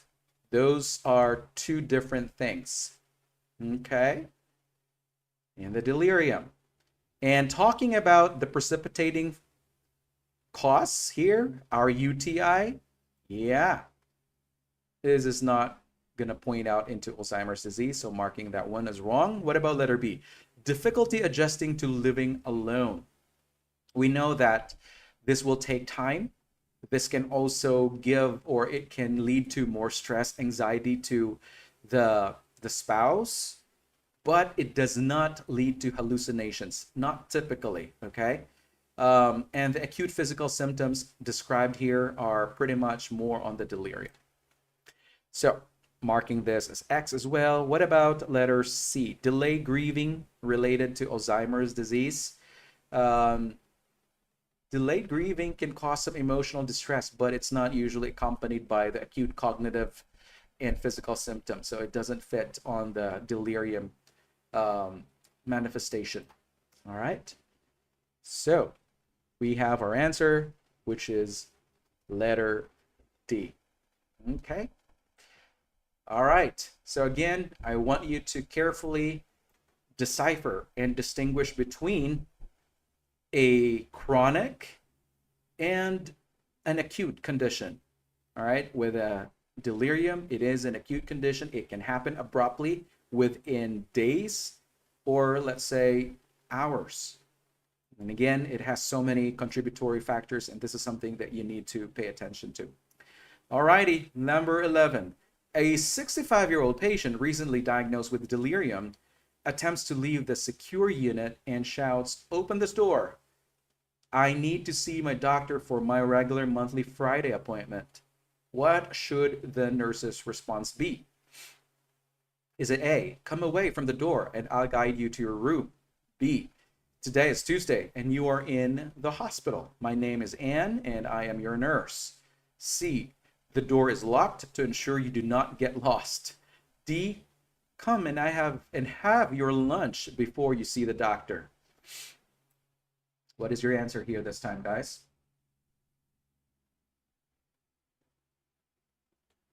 We are talking about a patient that has delirium, attempting to leave the secure unit and shouts, "Open this door. I need to see my doctor for my regular monthly Friday appointment." Okay, let's eliminate things here. What about letter A?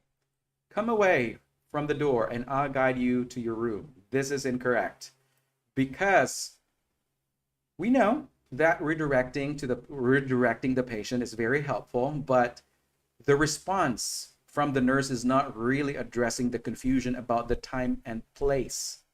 Okay? Statement did not address the confusion about the time and place. You're just saying, come away from the door and I'll guide you to your room. It's not addressing the patient's statement that he wanted to see the doctor for the regular Friday appointment. The patient here will require the reorientation. That's what the person here would really need, okay? Reorientation to their current situation, not just physical redirection, okay? This is lacking sense and it's not addressing the patient's query, okay? What about letter B? Today is Tuesday and you are in the hospital. My name is Anne and I am your nurse. You are actually, or the nurse is presenting the reality here, introducing herself, that she is the nurse, providing an accurate information about the current day, the location, and her identity is going to possibly alleviate the confusion and also the anxiety. Make sure that we are grounding the patient in the reality, okay? Do not present false information. Do not play with the patient. Not going to help. What about letter C? The door is locked to ensure you do not get lost. I know that the intention here really is to keep the patient safe, but the response stated by the nurse is not addressing the patient's disorientation, and it does not give the patient the needed information as well regarding the current situation. So this is going to be eliminated as well. If you stated, come and have your lunch before you see your doctor. What do you think about that? The response basically is reinforcing the patient's confusion.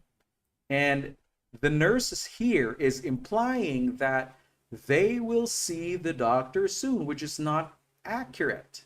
You are reinforcing the confusion. You're not presenting the reality here. So this is not helping. Alrighty. Come and have your lunch before you see the doctor. You're not addressing the patient's need to see the doctor, even though that it is even though that they're confused, you still need to present the reality here. They need to have frequent reorientations, as we had talked about earlier. We are going to do that because if we are going to just state this one, this can add so much more with their frustration and also distress. So again, with delirium, the goal here is to perform frequent reorientation as needed. Okay, guys, please do not get confused. Remember yesterday that we spoke about the Alzheimer's severe form, and the frequent reorientation is not going to help them, especially severe Alzheimer's disease, as we know that their cognitive function is severely impaired. That will only make them more agitated and get more confused. But again, the reorientation is much more applicable to the mild forms of the Alzheimer's, not the severe form. But here, since we're talking about the delirium, it is not known that this can cause confusion or disorientation. The frequent reality orientation should be provided to the patient, okay? They don't really have that impairment in the cognitive function in their brain. So keep presenting reality. Number 12, an elderly woman admitted with delirium is expected to undergo more lab tests and x-rays. Her grandson expresses frustration, saying, she's been poked enough and had a brain scan. Just give her some medication and let her rest. What should the nurse explain to the grandson? Select all that apply. Is it A, I understand she needed rest, but there isn't a specific medication for her condition. B, the doctor will review her previous test results and decide if more tests are needed. B, or C rather, delirium often stems from underlying medical conditions that we need to diagnose and treat. D, describe her behaviors to me and I might be able to determine the medication she needs. And letter E, I'll request that the doctor delay further tests until tomorrow. What would be the therapeutic responses here?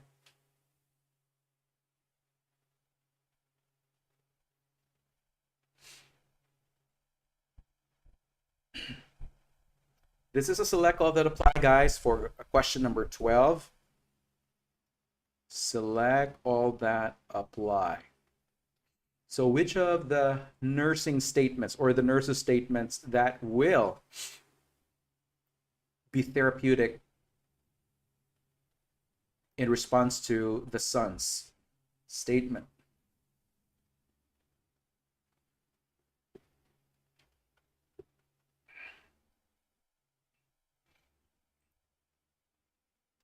I'm seeing AC, BC, BC. Okay.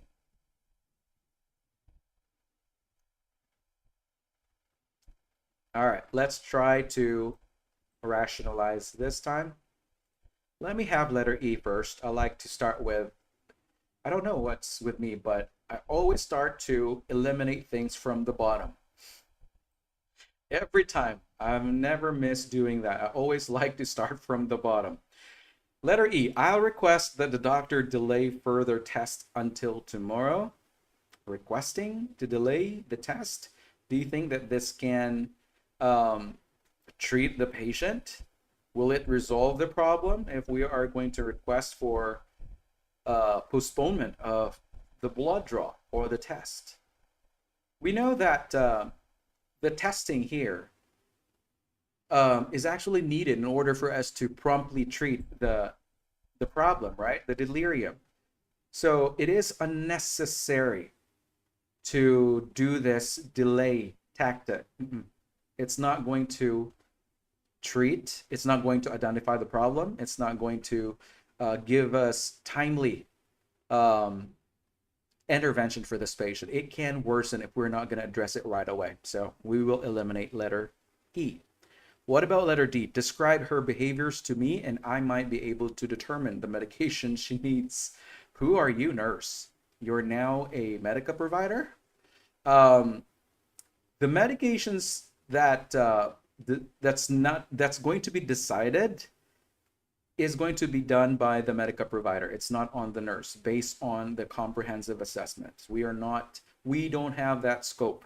All right. We don't have the ability to do that. And solely observing the patient's behaviors will not pinpoint the real issue here. So again, this is an incorrect answer. Response could mislead the family into thinking that behavior alone can dictate the medication regimen. No, not just the behavior. There's so many other things that we need to look at, especially the medical provider. They're going to have to take a look into the laboratory testing, the serology, or it could be the imaging studies. That's not just based on the behavior. Okay, this statement is so misleading. Okay, and of course, this is not under the nurse's scope of practice to determine the medication the patient needs. Not the RN scope of practice, eliminating that one right away. Let's have letter C. Delirium often stems from underlying medical conditions that we need to diagnose and treat. What do you think about that? Often stems from underlying medical conditions that we need to diagnose and treat. That is a correct statement. Remember that the delirium can stem from so many things. Infection, metabolic disturbances, could be stress, overstimulation. It could be caused by underlying other medical conditions that would need so much more testing. So this is the good description. The statement itself is encompassing, okay? Delirium is basically going to be associated with another medical issue, like infection, dehydration, or maybe side effects to the drugs, or maybe withdrawals to the alcohol, or withdrawal from the benzos. They probably just stopped taking those medications abruptly. So this is basically what we are looking for. This is one of the correct answers. What about letter B? The doctor will review her previous test results and decide if more tests are needed. Yes, this is a statement that is going to reassure the grandson that there is really a necessity to do more testing, especially that there was a need to do some more testing, right? Let me reread the situation. An elderly woman admitted with delirium is expected to undergo more lab tests and x-rays. And so after that, the grandson expressed frustration, right? Poked enough, had brain scan, and then the son is telling the nurse that just give her a medication. All right, well, that's kind of odd. And so this statement alone is going to be a true statement. It actually shows that the healthcare team is being methodical and also considerate of the patient's condition. Okay, so that statement alone is going to help reassure the grandson. Let's have letter A. What do you think about letter A? Letter A. I understand she needs rest, but there isn't a specific medication for her condition.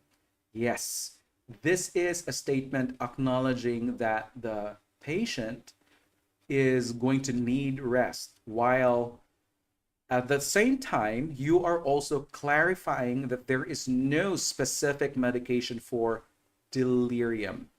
This is not a statement that is going to be non-therapeutic. You're actually presenting reality here to the grandson. I'm not saying that this grandson may have some issues mentally, but no, this is the real deal. I mean, there is no specific medication. It's not insulting in a sense. No, it's not. You're basically clarifying here. It's not like with a sense of what do you call this, being insulting. No. And also, you're also telling that the patient will be treated by also allowing them to get some rest, right? Also making sure that the management of the delirium is also going to include treating especially the underlying cause rather than direct medication. Okay, so it's not just about specific medication, but rather it will involve treating the underlying cause. This statement is basically like an umbrella effect regarding the explanation about what really is going to be needed here. Okay, so this is also another correct option. So we have letter A, B, and C. So what do you think about this test question?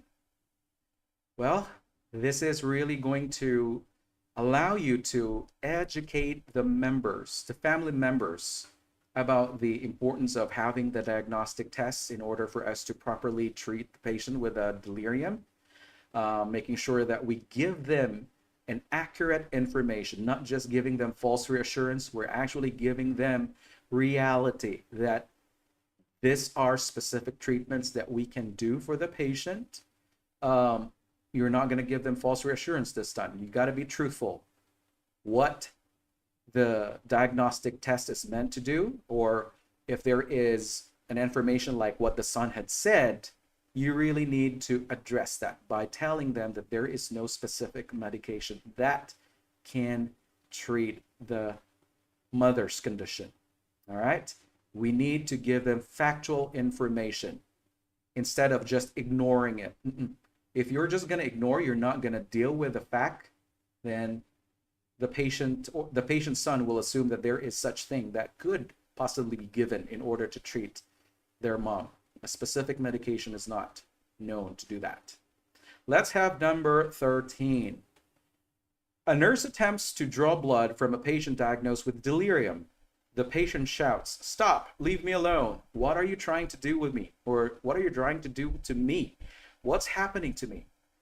What is the best response by the nurse? Is it A, "We need to test your blood to understand what's happening to you"? Or B, "Please stay still so I don't have to stick you again"? C, "After drawing your blood, I'll get you some medication to help you calm down"? And D, "I'll explain everything after I get your blood samples to the lab"? I think this is a given question, right? It's easy to spot. What do you think, guys? Number 13. Have you answered number 13 yet? Okay. The patient is telling the nurse, "Stop, leave me alone. What are you trying to do to me? What's happening to me?" So, what would be that best response coming from the nurse? Let me try to eliminate letter D. "I'll explain everything after I get your blood samples to the lab." The nurse statement here is actually postponing in addressing the patient's immediate need for information. Delays giving accurate information to the patient. The patient needs reassurance this time. This is what the patient is actually requiring. Patient requires reassurance. And if you're not going to do this, this will escalate so rapidly that the patient might end up getting so aggressive. You need to devise in making those statements that are truthful. Do not play with the patient. And again, do not give them false reassurance. You need to present the reality. Explain to them in a truthful manner in order to gain their trust, making sure that they will be much more self-assured and to also gain their cooperation. Letter D is not going to do that. What about letter C? "After drawing your blood, I'll get you some medication to help you calm down." That seems to be like a threat, right? To me, it is a threat if I'm the patient. Actually, the statement here, it's implying that the patient's behavior there is a loss of control. Yeah, you're actually telling the patient that, yeah, you are not behaving well this time. You are not you're not controlling your behavior. So I'll give you something to calm you down. So the statement alone is also suggesting that the medication is the primary solution rather than addressing the underlying cause. Again, guys, the medication, such as anti-anxiety medication, will only be done if the independent nursing actions are ineffective. Okay? Again, the statement alone is implying that the patient is not able to control their behavior, that there is a sense of loss of control. Okay? So this is basically kind of, what do you call this? Confrontational. In a sense, not really direct confrontational, but it is not pointing out really what the patient needed this time, which is the reassurance. Okay? It's not addressing that concern. What about letter B? "Please stay still so I don't have to stick you again." And this is a very common statement, especially with the phlebotomist. This is also ignoring the patient's fears and also focusing on the procedure rather than providing the reassurance of the patient. Okay? This is a deliberate neglect and also ignoring patient's need for reassurance. All right. Yeah, this is a very common statement. Trust me. We are left with letter A. We need to test your blood to understand what's happening to you. And this is in response to the patient statement saying, what's happening to me? So you're actually responding in a matter-of-fact manner. This is providing a much clearer and direct explanation that will address the patient's immediate concern. And this is something that can reassure the patient by explaining the purpose, why you are going to do the blood draw. And of course, you're going to allay their anxiety this time. It's not because that you're going to explain it, you're going to do it right away. You gotta have to give them a little bit of space and gives them a little bit of time to think in order to give them or allow them to relax slightly, not just like, hey, I'm done explaining, I'm going to poke you right now. No, you got to give them a little bit of time to process their thoughts after you have given the explanation. All right. So this is our correct answer, which is letter A. So what is in 13? Number 13. You need to provide explanations to those patients that are needing them. And again, the main purpose here is to give them assurance. It will decrease their anxiety. It will decrease their confusion as well. So you do it calmly and you do it directly as well. I mean, addressing their concerns. Let's have number 14. When caring for a patient diagnosed with delirium, which condition should the nurse investigate first? A, any type of cancer. B, hearing loss. C, toxicity from prescription medications. D, heart failure. Let me take a look. When caring for a patient diagnosed with delirium, which condition should the nurse investigate first? Is it A, B, C, D? Alrighty, alrighty.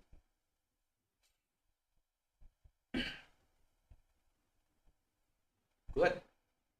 Let's eliminate stuff here.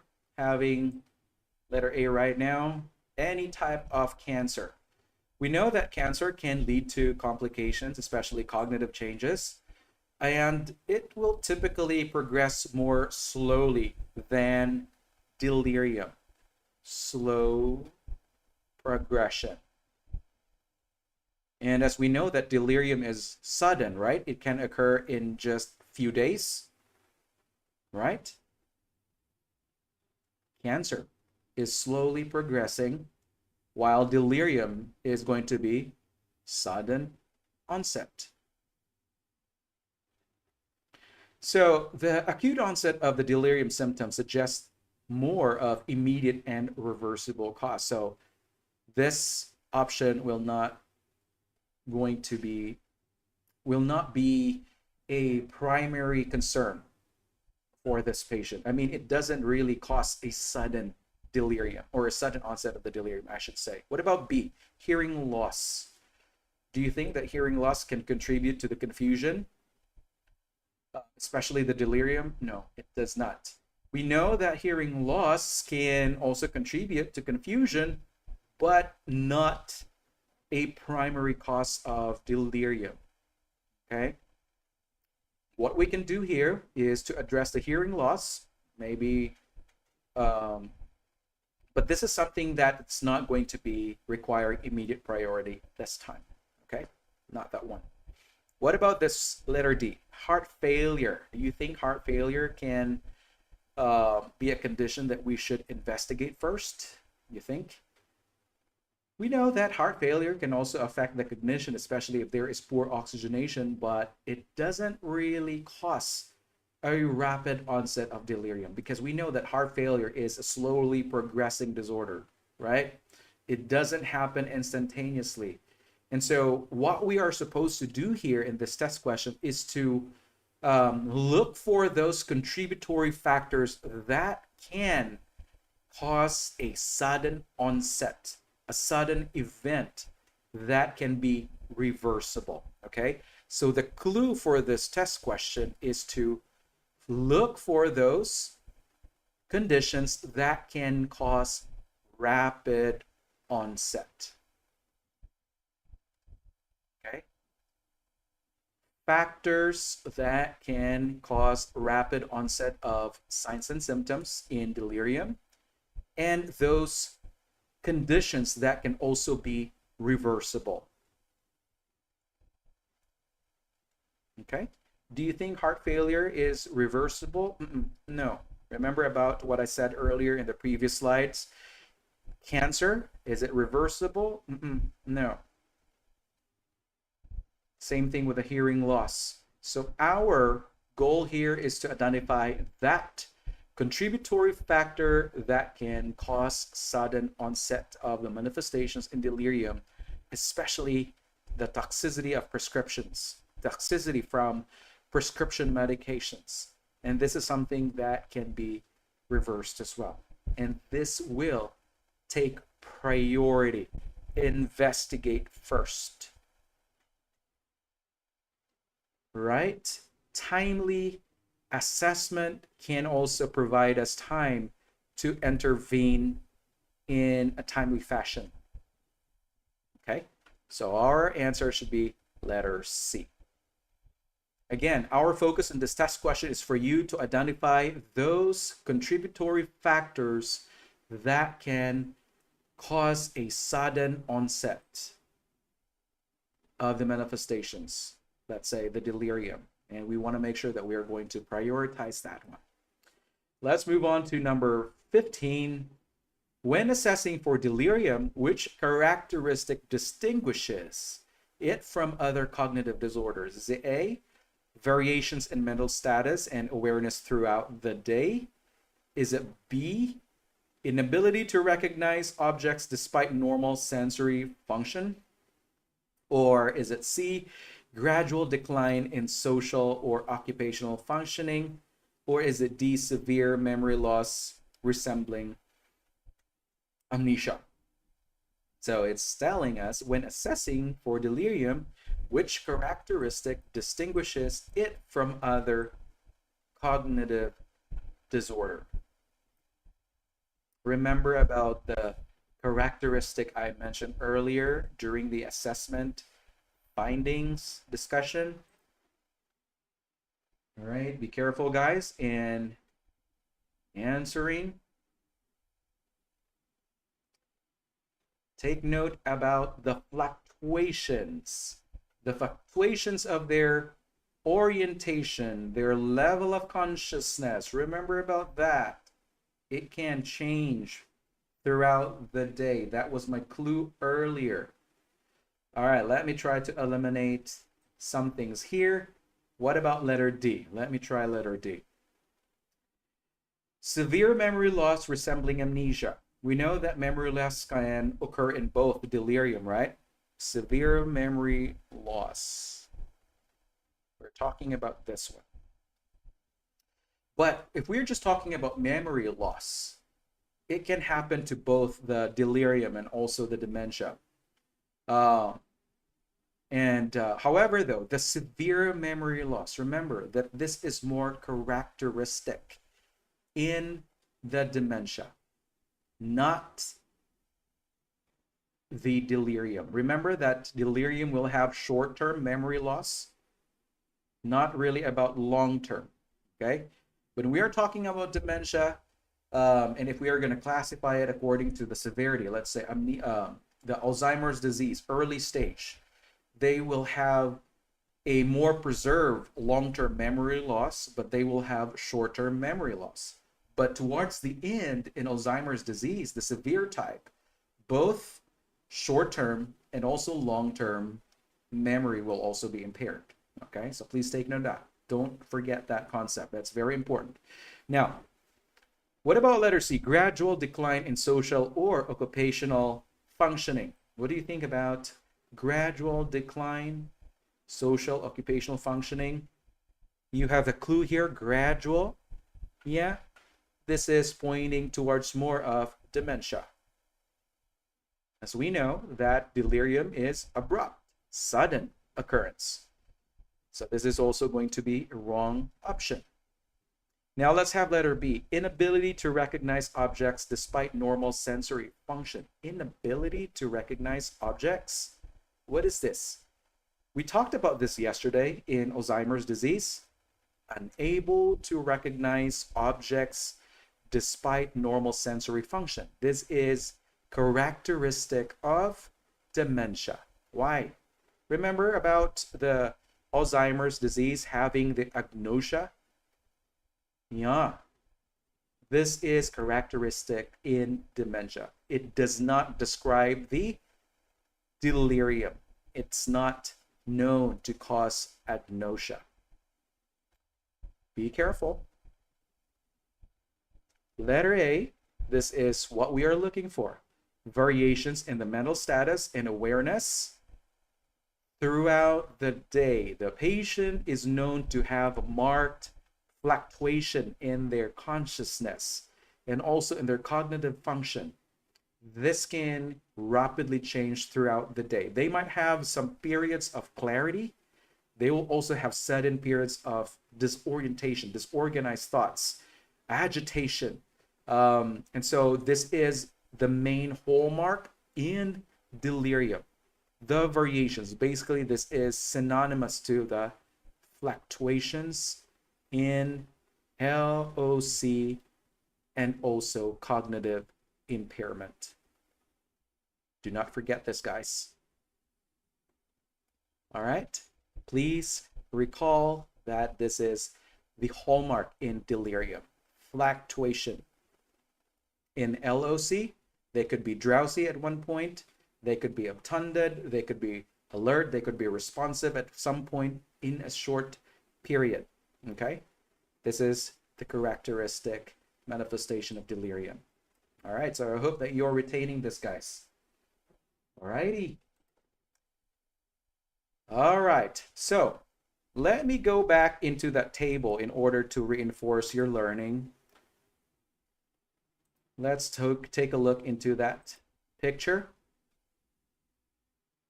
As far as the onset, recall about the delirium, it is going to be acute, it's abrupt, whereas the dementia is going to be insidious. Sometimes the person will not be able to take note, or maybe the family members will not be even to assess or look into the manifestations. They probably would tend to ignore it.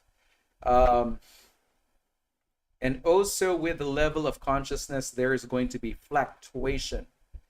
They could be hypoactive or it could be hyperactive throughout the day. And their level of that's the level of consciousness. What else? Their mood. They can be anxious. They can be irritable, fearful. Okay? But comparing it to the dementia, their level of consciousness and dementia, they are much more preserved, right?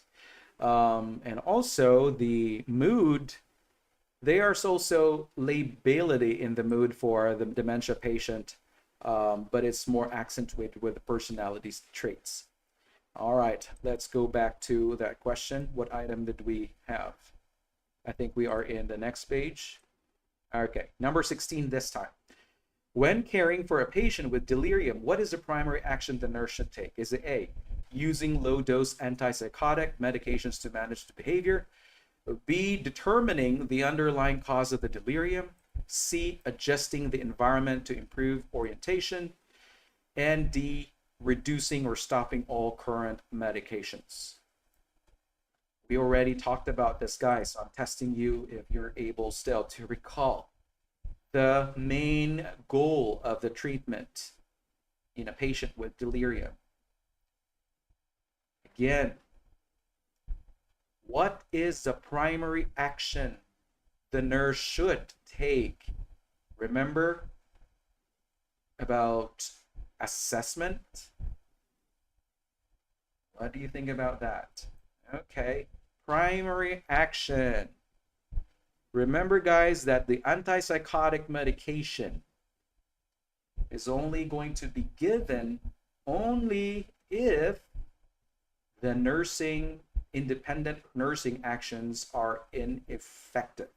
But before we're going to intervene, the determination of the underlying cause is going to be acted upon first. Assessment is important. You need to gather information, what's causing it. Assessment, it just doesn't pertain to the physical exam or vital signs monitoring. No, we need to review labs. That's part of assessment. Labs, diagnostic test. Assessment will also include interviewing the family members to check the patterns of behavior of this patient in the home setting. Or maybe we're going to also take a look into the medication prescription, review of meds. What are they taking at home? What are the substances that they are using at home? Remember about this? Are they known to be alcoholic? Do they have substance abuse? Maybe they stopped drinking alcohol 10 hours ago and now they're starting to have the delirium tremens. Yeah. Do they have any recent infections? Remember about this? Do they have any history of neurological disorders like stroke? Yeah. Remember about that. You need to do your diligent assessment. And again, assessment doesn't only encompass physical touch or observation, it also includes the review of the labs, diagnostic tests, review of the medical history. All right, that's part of determining the underlying cause of the delirium. All right, assessment is actually huge, guys. Do not underplay this. This is huge in delivering our care. It is the cornerstone in our nursing process. Always start with the assessment, okay? Especially that we are going to figure out the primary action of a nurse in a patient with a delirium. Okay, so if you answered letter C, adjusting the environment to improve orientation, you will do this after you have determined the underlying cause. This is a very good intervention. It is a supportive environment can also improve the orientation of a patient. It is very beneficial, but again, it is not the primary action. This is more of an intervention. Okay? We are looking for an assessment nursing task. All right. What about letter D? Reducing or stopping all current medications. This is an intervention. However, the intervention is harmful.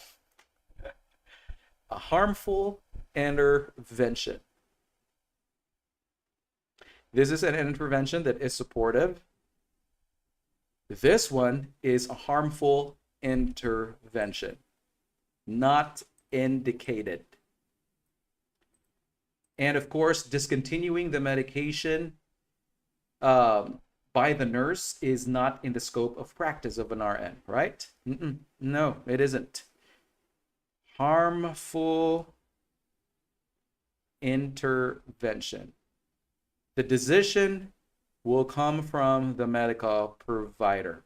And it said stopping all current medications? Nuh-uh. It can abruptly cause more problems, and the discontinuation of the drug is based on a thorough observation, thorough evaluation by the healthcare provider, not the nurse. All right. This can also require weighing of the risk and the benefits, and this is huge, guys. We just don't decide on removing a patient's medication, and it said the entirety, all current medications. It could lead to more complications. So take note of that. What about letter A?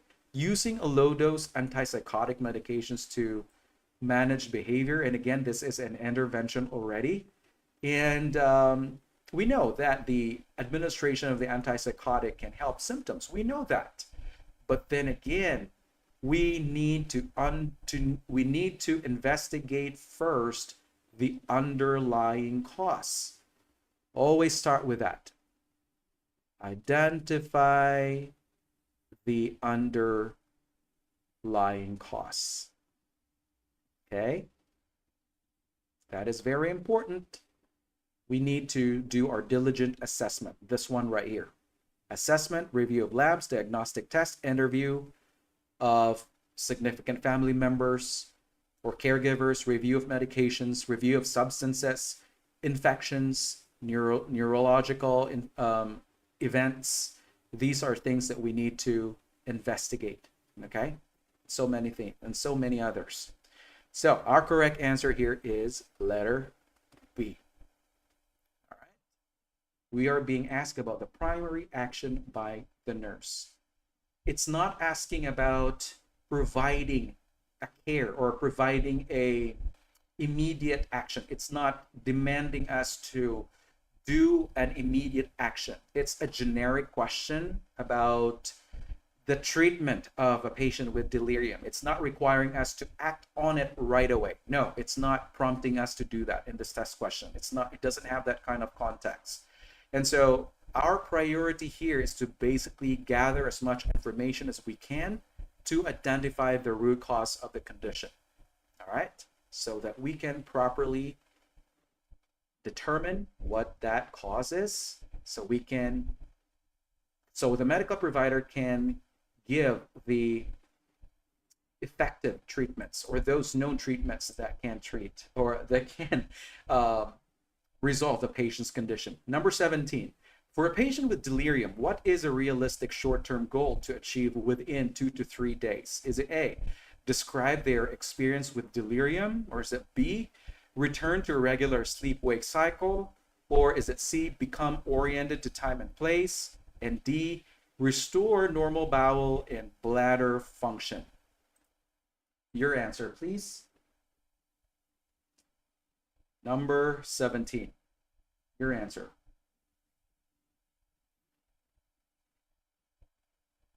For a patient with delirium, what is a realistic short-term goal to achieve within 2 to 3 days? Right. A very broad question. We are being asked about appropriate, realistic short-term goal within 2 to 3 days. All righty. Let's eliminate A first. Describe their experience with delirium. Letter A, it's going to be appropriate for a later stage of the recovery. Once the patient has resolved and once the patient is getting better in their orientation, then that's the time that we will be asking them to reflect on their experiences. But let's take a look into the duration here, or the time frame. 2 to 3 days. This is quite premature, especially that the delirium can last for about maybe a week's time. And so having them describe the experience during the very acute phase is not realistic. It's not appropriate for this patient, okay? Not yet. We are still monitoring our patient. We're still delivering the treatment here, guys.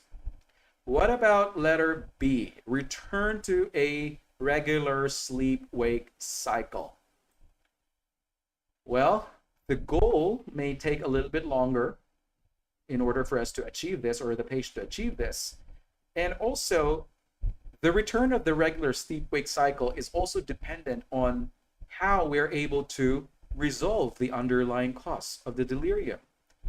And so, again, this is not going to be the realistic short-term goal. This will take a while to be achieved, right?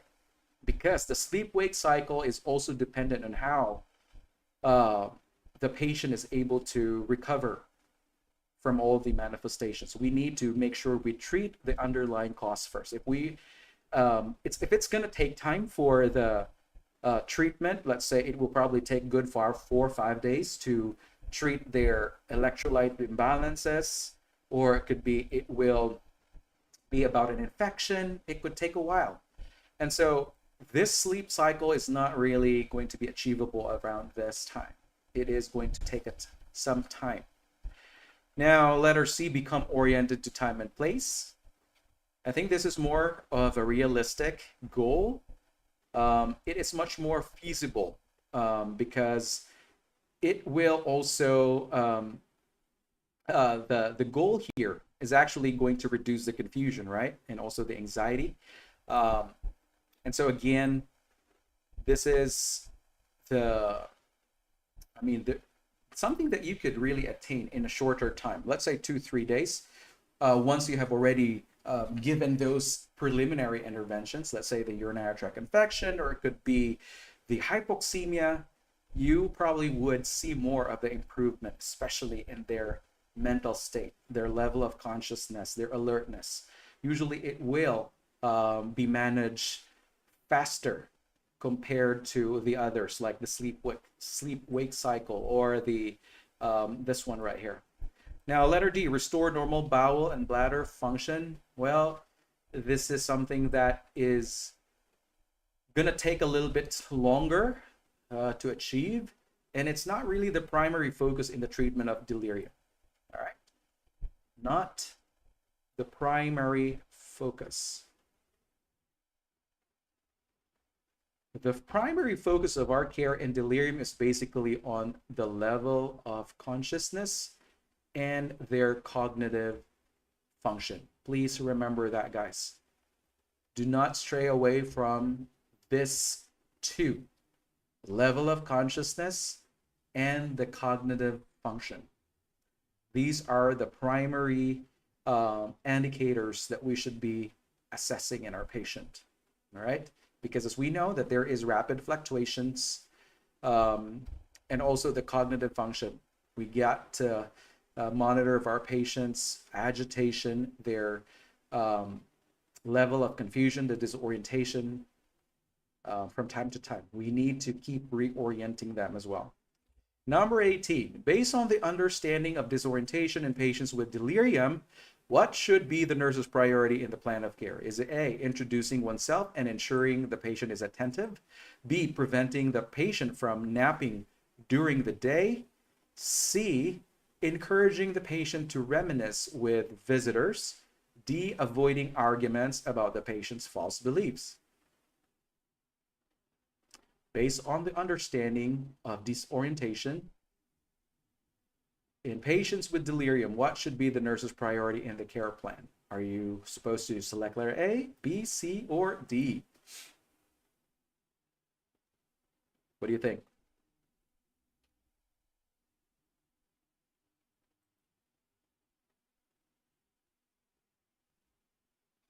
Priority.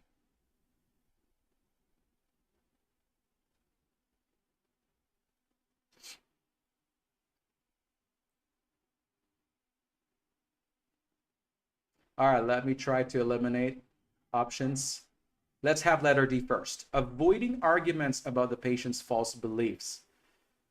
We know that this is an advisable approach, right? But will this address the immediate need for reorientation and attention? As we know that these are the two big deal concerns in the patient with delirium.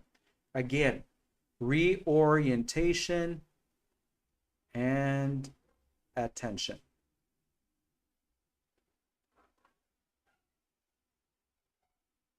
Look back into the LOC, cognitive function. Will this address avoiding arguments about the patient's false beliefs? I know it is recommended. It is advisable that we should avoid arguments, but it's not going to address the immediate need for their reorientation and attention. The primary action of the nurse here is to gently reorient the patient as needed. What about letter C? Encouraging the patient to reminisce with visitors. The reminiscing is going to be, it could be effective during the acute delirium, or may not, rather. It may not be effective during the acute phase of the delirium.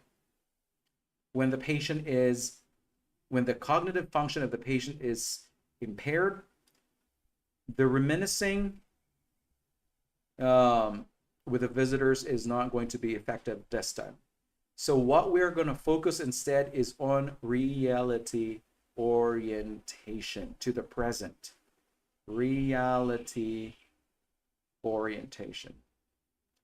Remember that the patient's problem is with the recent memory impairment. That was the problem, or that is the problem in delirium. It's not about long term. So reminiscing with visitors would not help in this patient. Okay?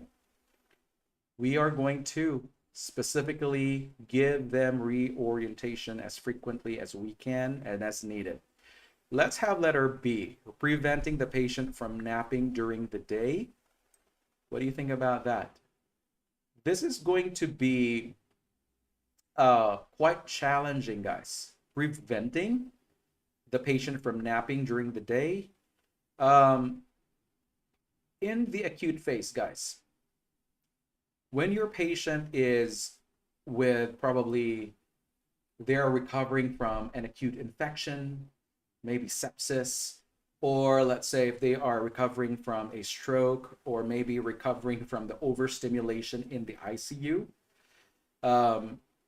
if they haven't been sleeping well in the critical care, and if they need to be transferred to another nursing unit, let's say progressive care or med surg, if the patient is really deprived of the sleep, then preventing them from napping during the day seems to be impractical, and it is a very challenging action to implement, especially when we are really treating the patient for the sensory overload and their exhaustion. They definitely need to get them rest. We definitely need to give them the rest that they needed.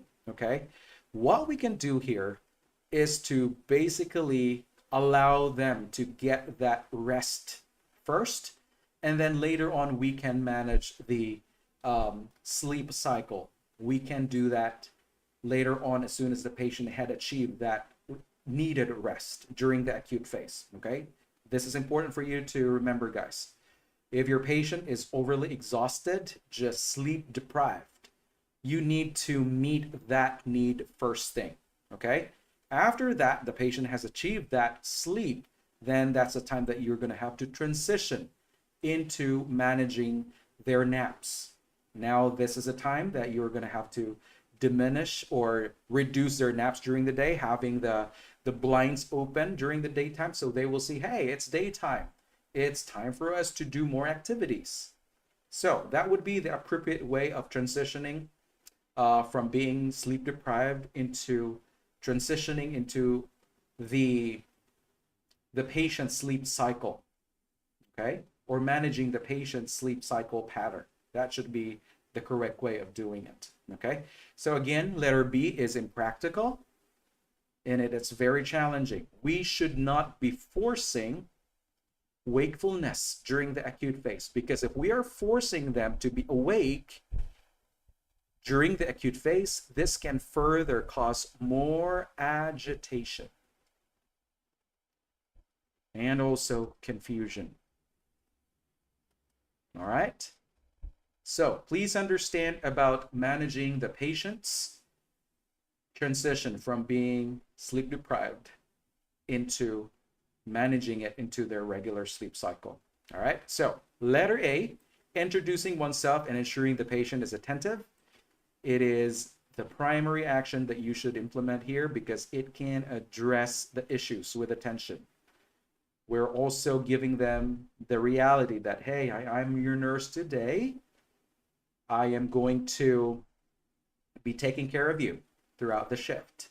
And making sure that the patient has focus, which is very important in managing their delirium, okay?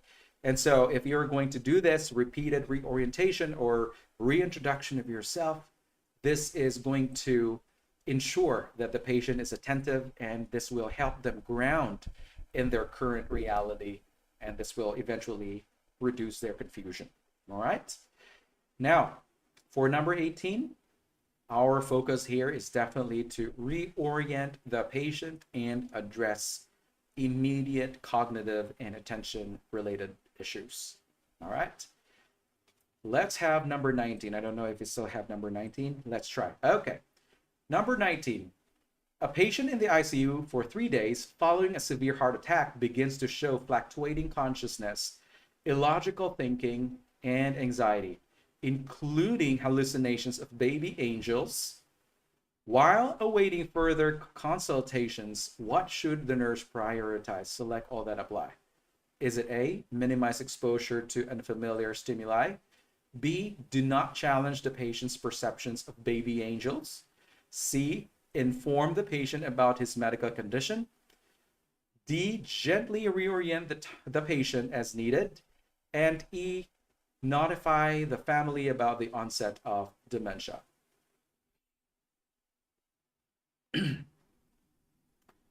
What do you think about this test question? A patient in the ICU for 3 days following a severe heart attack begins to show fluctuating consciousness, illogical thinking, and anxiety, including hallucinations of baby angels.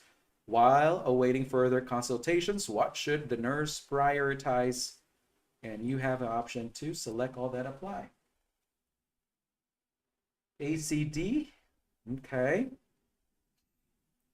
ACD.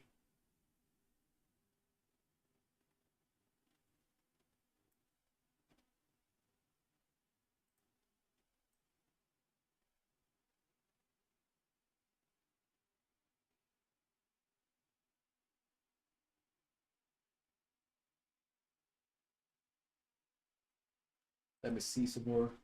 All right, I'm seeing ABD, ABD. All righty, guys, let's eliminate some options here. Letter E, notify the family about the onset of dementia.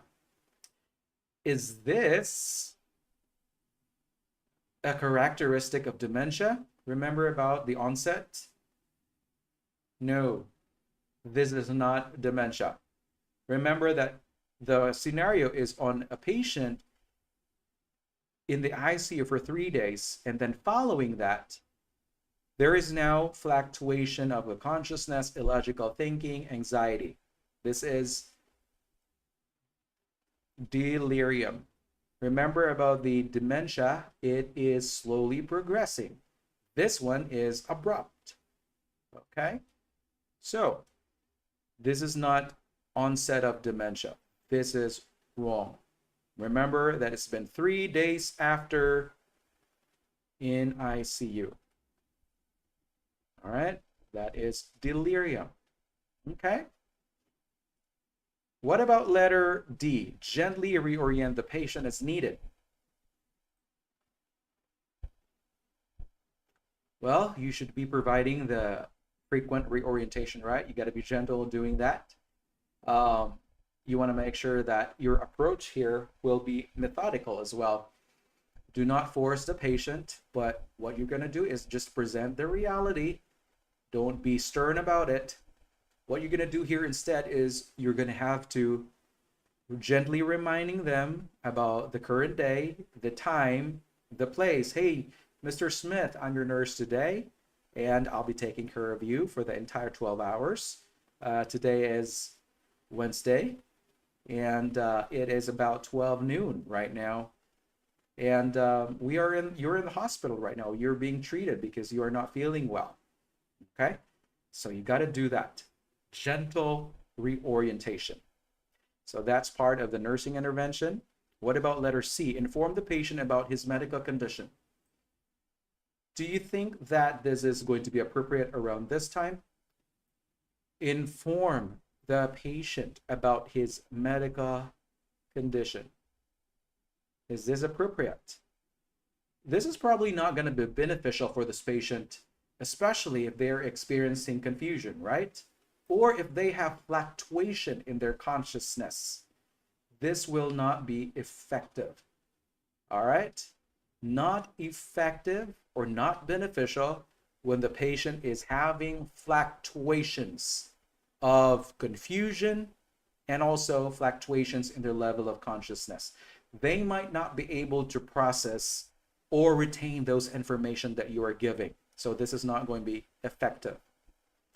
Not effective due to fluctuations in consciousness and also their cognitive function. All right. So this is wrong. What about letter B? Do not challenge the patient's perceptions of baby angels. Yeah, of course.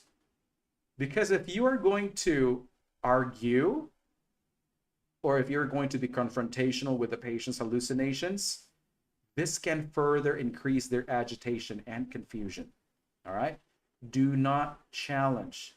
What you do here instead, what you're going to do here is really, not instead. Actually, this is the correct answer. This is another correct answer. Do not challenge. So what you're supposed to do here is basically to gently present the reality, but do not challenge them. Do not be argumentative. You need to present the reality that, you're going to present the reality calmly and make sure that you acknowledge their feelings as well without reinforcing the hallucination. You validate, but you're going to acknowledge that they have this hallucination, but then again, do not reinforce the hallucination. Do not challenge their false perception of the baby angels. So you will just simply say, all right, okay, I understand that you are seeing the baby angels, but currently I'm not seeing them right now. I'm just you and me in this room at the moment, okay? Don't be too argumentative. Do not present it in a way that it will be challenging for them. It's like, don't be confrontational. So letter A, what else? Letter A, minimize exposure to unfamiliar stimuli.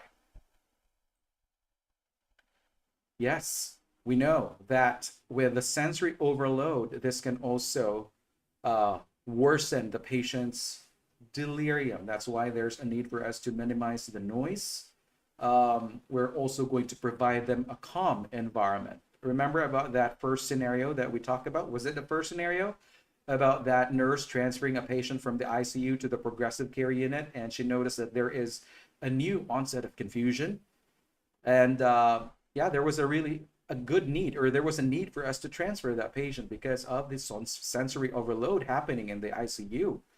And so we should not delay the transfer. We should promptly do the transfer. Make sure that the nurse is aware about that as well.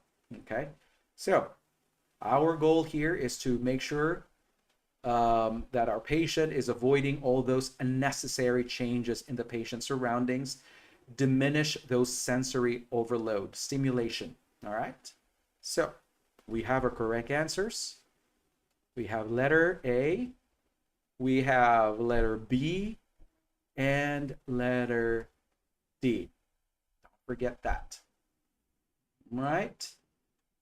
So again, our goal for this test question is to reduce sensory overload.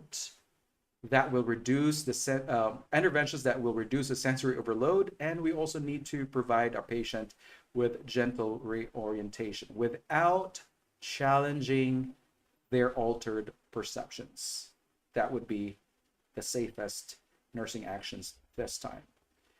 All right, so that's the end of our test item today. I hope that you're learning from our exercises. And again, I thank you for your time in engaging with our exercises. And for those who are new to our channel, please don't forget to like and subscribe and share this video to your friends who are preparing for the NCLEX. And we're also inviting you to enroll to our NCLEX course via www.stankosnclexcoaching.com, or you can also click on the link below to know more about our services. So again, guys, thank you. I will see you again tomorrow at 9 p.m. Eastern Standard Time, and you all take care. All right. Bye-bye, guys.